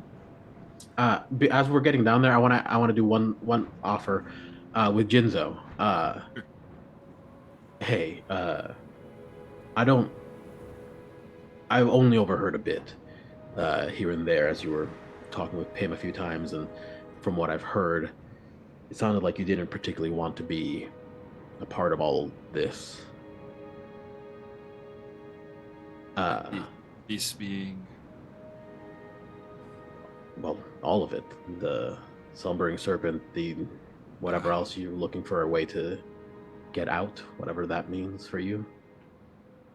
Saras can be an unforgiving place. It's true. You seem like a young enough kid. You were trying to get out. I just want to offer you something. If you want to stay, you won't be in a cell. You'll be one of us. You'll have full reign. And I can promise you this. You'll see more freedom than you ever experienced in your life. You'll see what freedom really means. There's got to be your choice. Otherwise, I don't think this deal's going to go through. And if I were to come with you, it would be okay? Really? Of course. Yeah. He kind of like pauses before getting onto the lift then. If you talk about this before the lift. If staying is an option, I would very much like to stay. All right. I need you to come with us and say that yourself. Say that to who? And comes with you. Just the rest of the UNT who are leaving. They're heading I want back to them know. Sra'aras. Yes. Okay, I understand. You don't want them to think I'm being held under duress or something. Okay, I can. All right. So, Luna, you're going with them too? Yeah, I'll go for the fun of it, but I have to collect food, so we could like. Yeah, we'll say Yeah, Wobbadub is able to like get you guys supplied up between a combination of like Wobbadub and then some of the some of the stores that's already on the ship. You guys probably have enough food for that 3-day journey. Okay, yeah, I'll go with them. Okay. The UNT and the automata are all around the tower that they were in the process of constructing. As you all approach, Sandsea, 1 second. You're back, and I see Yes. you're hopefully looking to keep your word. Yes, we are keeping our word. Actually, we are allowing you to conclude what you need now. We must leave sooner than anticipated, so we require the automata faster. Now, the Grippli should be able to finish the rest. I appreciate your efforts to get the tower as far along as possible. The finishing touches can be left to the village. Also, one of the UNT did state that their intention, and I'll let them speak for themselves, that they did want to stay with our crew. So, I will let them state it. Kind of looks them over, right? And Pythias and Anshin both glance sideways towards Jinzo. Goes, I do not want to return to Sra'aras. It's my choice to stay here with Captain Lycus and his crew. They've said they will take me. Are you certain you want to do this? Because you're young. This world is dangerous, and these are dangerous people. They've kept me in prison, yes, but they seem fair, I think. And I think it's a better opportunity, maybe. Well, if you go, you're free to come back. We will not turn away the blood of Dendar. And if at any time you wish to leave our crew to return home, you are free to do so. Thank you. And he goes to kind of step back. And as he goes to do so, Pythias kind of holds on to his arm for just a moment, leans forward and whispers something into Jinzo's ears. And Jinzo kind of like pulls his arm away and kind of starts backing up. You guys can roll perception checks if you want to. Yeah, I was just gonna ask. Yeah, without a doubt. Damn, I was gonna cast Detect Thought. Check that. Oh, you already did. It's a 12 for me. Don't worry, I got this. Why did I close D&D Beyond thinking I wasn't going to roll again? Sorry. What'd you get, I Nigel? got 14. Okay. I got a 16 on the die. My perception, I think, was like 6. Yeah, you're good. There was a 14 was the DC. That's what he rolled for the stealth. So, Edenor, you don't quite hear it as you're kind of maybe standing a little bit more forward, and there's some wind kind of blowing by. But Lycus and Luna, you both hear Pythias whisper to Jinzo, I will remember this, and I will find you. I think you can betray us that easily. When you find him, he'll be with us. I whispered in the other guy's, in the opposite ear of that guy. He kind of turns. Like this. Yeah. Just a smile. Anyways. Roll an intimidate, Lycus. This is unnecessary. Where's my intimidate?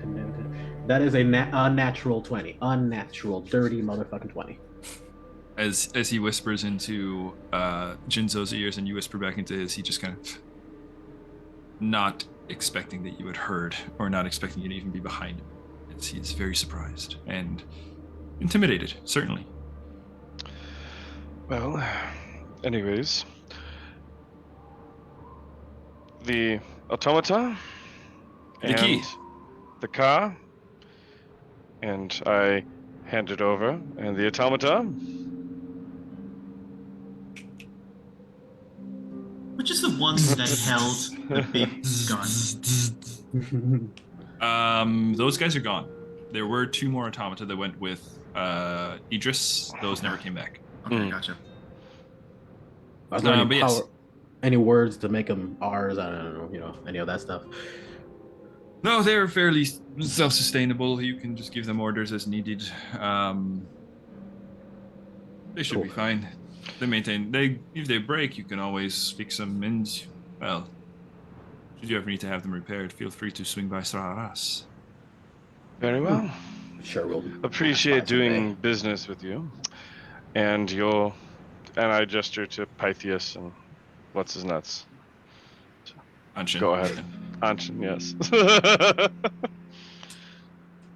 Okay, and as Anshin is kind of being pulled, as the rest of the Yuan-Ti are kind of now taking Anshin and Pythias back towards kind of their group, Anshin kind of looks at you, Edenor, for just a moment.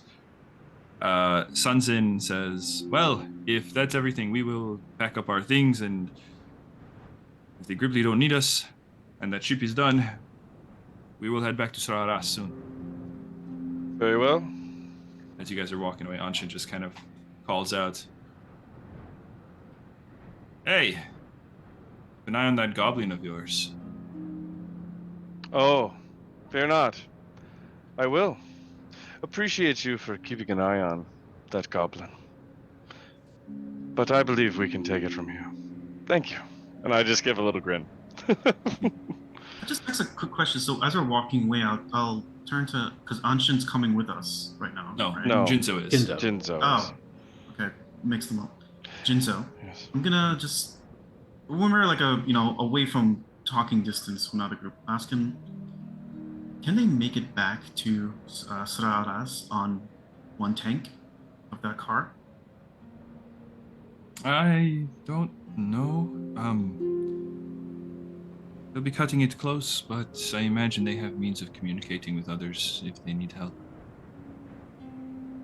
Okay. That's all I need to know. And then I'm gonna just pop up on the other side of Jinzo, just like head right next to his head. Question for you, Jinzo, now that you're part of the crew. Yes, sir. What was our goblin friend, Clink? Was she up to anything? I don't know for sure, Mr. Dan. Mr. Edenor. The goblin Clink seems very friendly with the little girl. It's, to be honest with you, Anshin is the kind of person that might just say things to mess with you. It's entirely likely. Very well. I just needed to double check. I do appreciate your contribution. I hope that you all find no reason to kill me. Well, of course, you haven't given us a reason. You're joining the crew, right? Yes, I'm looking forward to this. Where are we headed now? Some metal woods. Yes. Okay. I've never seen a woods. Are they all metal? And he's just kind of asking random ass questions as you guys are Yeah. walking away. Guys, anything else you want to do in town here? If no one else has anything, I could wrap up. Can we just send we do still have the figureheads. Oh, the figureheads, yes. Okay. Do you want to head over alone like us, or are you bringing the crew with you? Anyone who wants to. It's. Nora will go. Okay. I'll say I'll tell somebody at Automata. Am I saying it right? Automata. Automata. There you go. To get some, I'm assuming there's no like free form like metal around here, but so to get some like wood, and bring it back to the ship because then I'll try and build like a pseudo leg for Tim's robot friend. Okay. If there is any metal, though, definitely grab it. Defo. All right, they will bring some wood supplies. Okay. All right. The three of you then climb up the great tree by Wubadub, right? The water is still like filling the river pretty good now. Like it's going on like 2 hours now that it's just going. Oh yeah, maybe we stop and tell them. Hey, clap it. Okay. So yeah, you're able to kind of go up and kind of give them the instructions. They know how to turn it on and turn it off now. You guys make your way over to the tree, climb the tree. The giant ass crab is like strapped to the branches. As you look over the crab, you do find the remains of 3 ship bows. That as you kind of approach, they don't do anything, right? But you can see that there are 3 different ones. One is kind of a dragon's head, a kind of a brass dragon's head with a giant, like, chest puffed out, right? Very majestic looking. There is also the one that is possibly a mermaid, kind of hand pressed to the chest, hand outstretched, face up to the sky. And then the last is it looks like the chest and face of a wolf with wings kind of pulled back along the sides. My friends. Not to decide for us, but, and then I just point to the fucking wolf with wings. That choice hard. Lycus, you probably don't know it. Edenor, roll a Arcana check, and Luna, you can roll a history. Yep. And that is a dirty 20. That creature is called a Simurg. They are known to be the mounts of angelic warriors. Edenor. Oh. Interesting choice. I do approve. That is a Simurg. Holy warriors ride them into combat. Too bad we didn't name it Tazarin's Grace. I don't know about any holy warriors, but that's a fucking wolf. And I point to you with wings. All it needs is a hook and some fun glasses, and we got the whole crew represented. Yes. All represented in one figurehead. So you guys can like take the section of the bow off and like bring it up. You will need a shipwright to install it properly, but you can take it with you, certainly. I'm sure I can convince Clink she works on ships to Good. work a little on it. Right. Sure. As you guys are kind of contemplating that, Pim, you went looking for Jackrabbit. You got the tippet and you went looking for Jackrabbit. You do find Jackrabbit, who is sitting on the bow of the ship, just kind of like looking out over the frog grove, and he's like, wow, you guys really did it, huh? Good job. I guess we did. Hey, so you're a smith, aren't you? Smith, yeah, and that's me, Jackrabbit Smith, right here in the flesh. Yeah. I think I have something that belonged to your grandmother. I'm pretty sure only a smith can use it. And pulls out the tippet and hands it over. You ever seen this before? Jackrabbit takes the tippet in hand and it's like goes quiet and goes, where did you get this? Where did I get it? Lycus had it, right? I think it was. If It was with Granny Smith when you were captured. Yeah. Way back when. Pim. Yeah. It was recovered off the ship.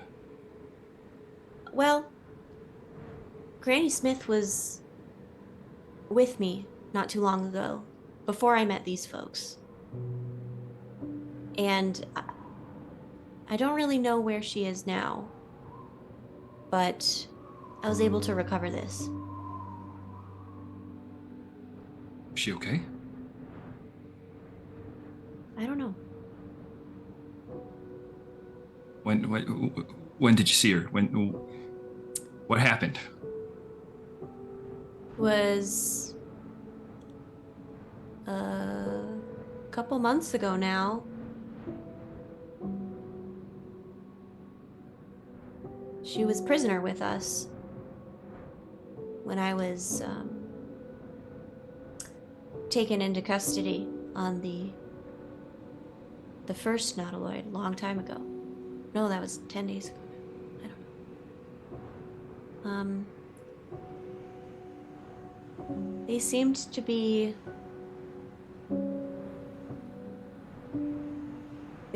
using her as some kind of fighter, some kind of warrior. Those ships. She was on one of those ships, and she was. You saying she was being used to like a warrior, like a soldier? What? That's all I saw. That's all I know.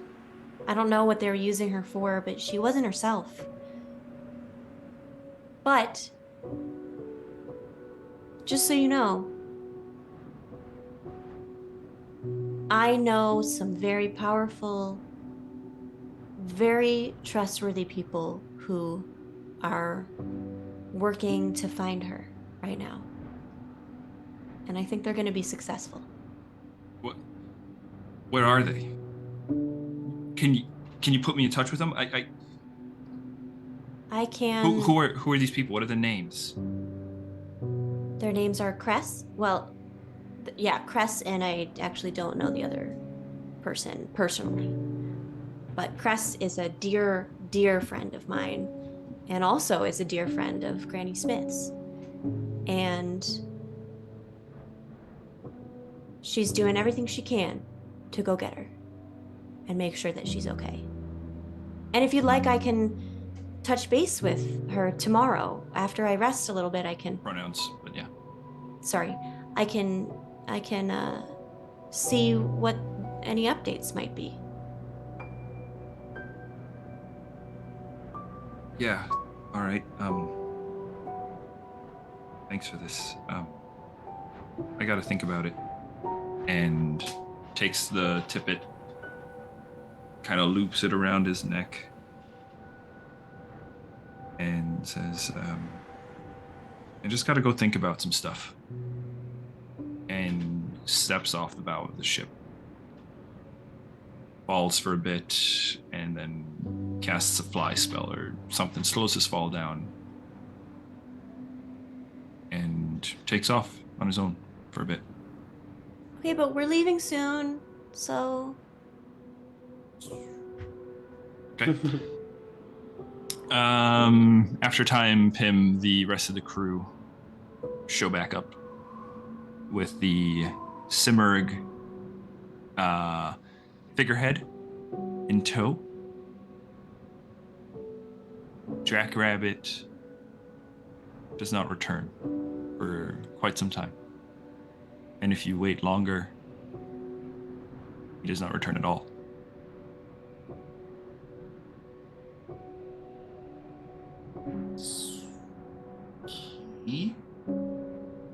So, you brought back the ornament. That looks quite fitting.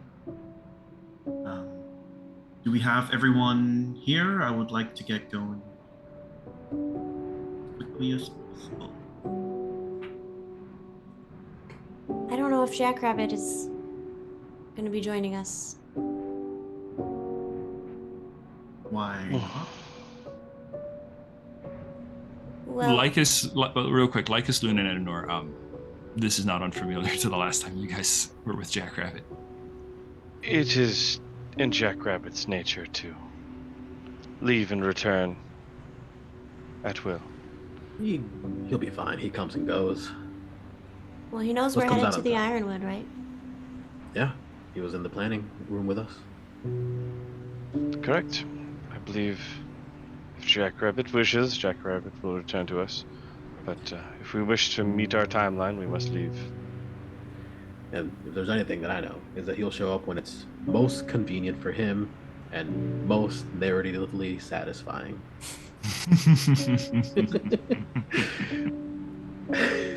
So, Right, Yes. well, if there's anything else, I would say we I need to go in. make sure my dad has what he needs. He's coming with you guys. Yeah, he's coming with. To the Ironwood. Good. Yeah. Then let's go. Yeah. Oh, and we're So- dropping Ashara. Ashara, we're dropping you off on your mountaintop. Ashara's on with you. Ashara says, I can fly as well. Once we are close enough, I can depart and you all can continue along your way. Sure, Very we'll, well. we'll get you close. Mhm. Okay.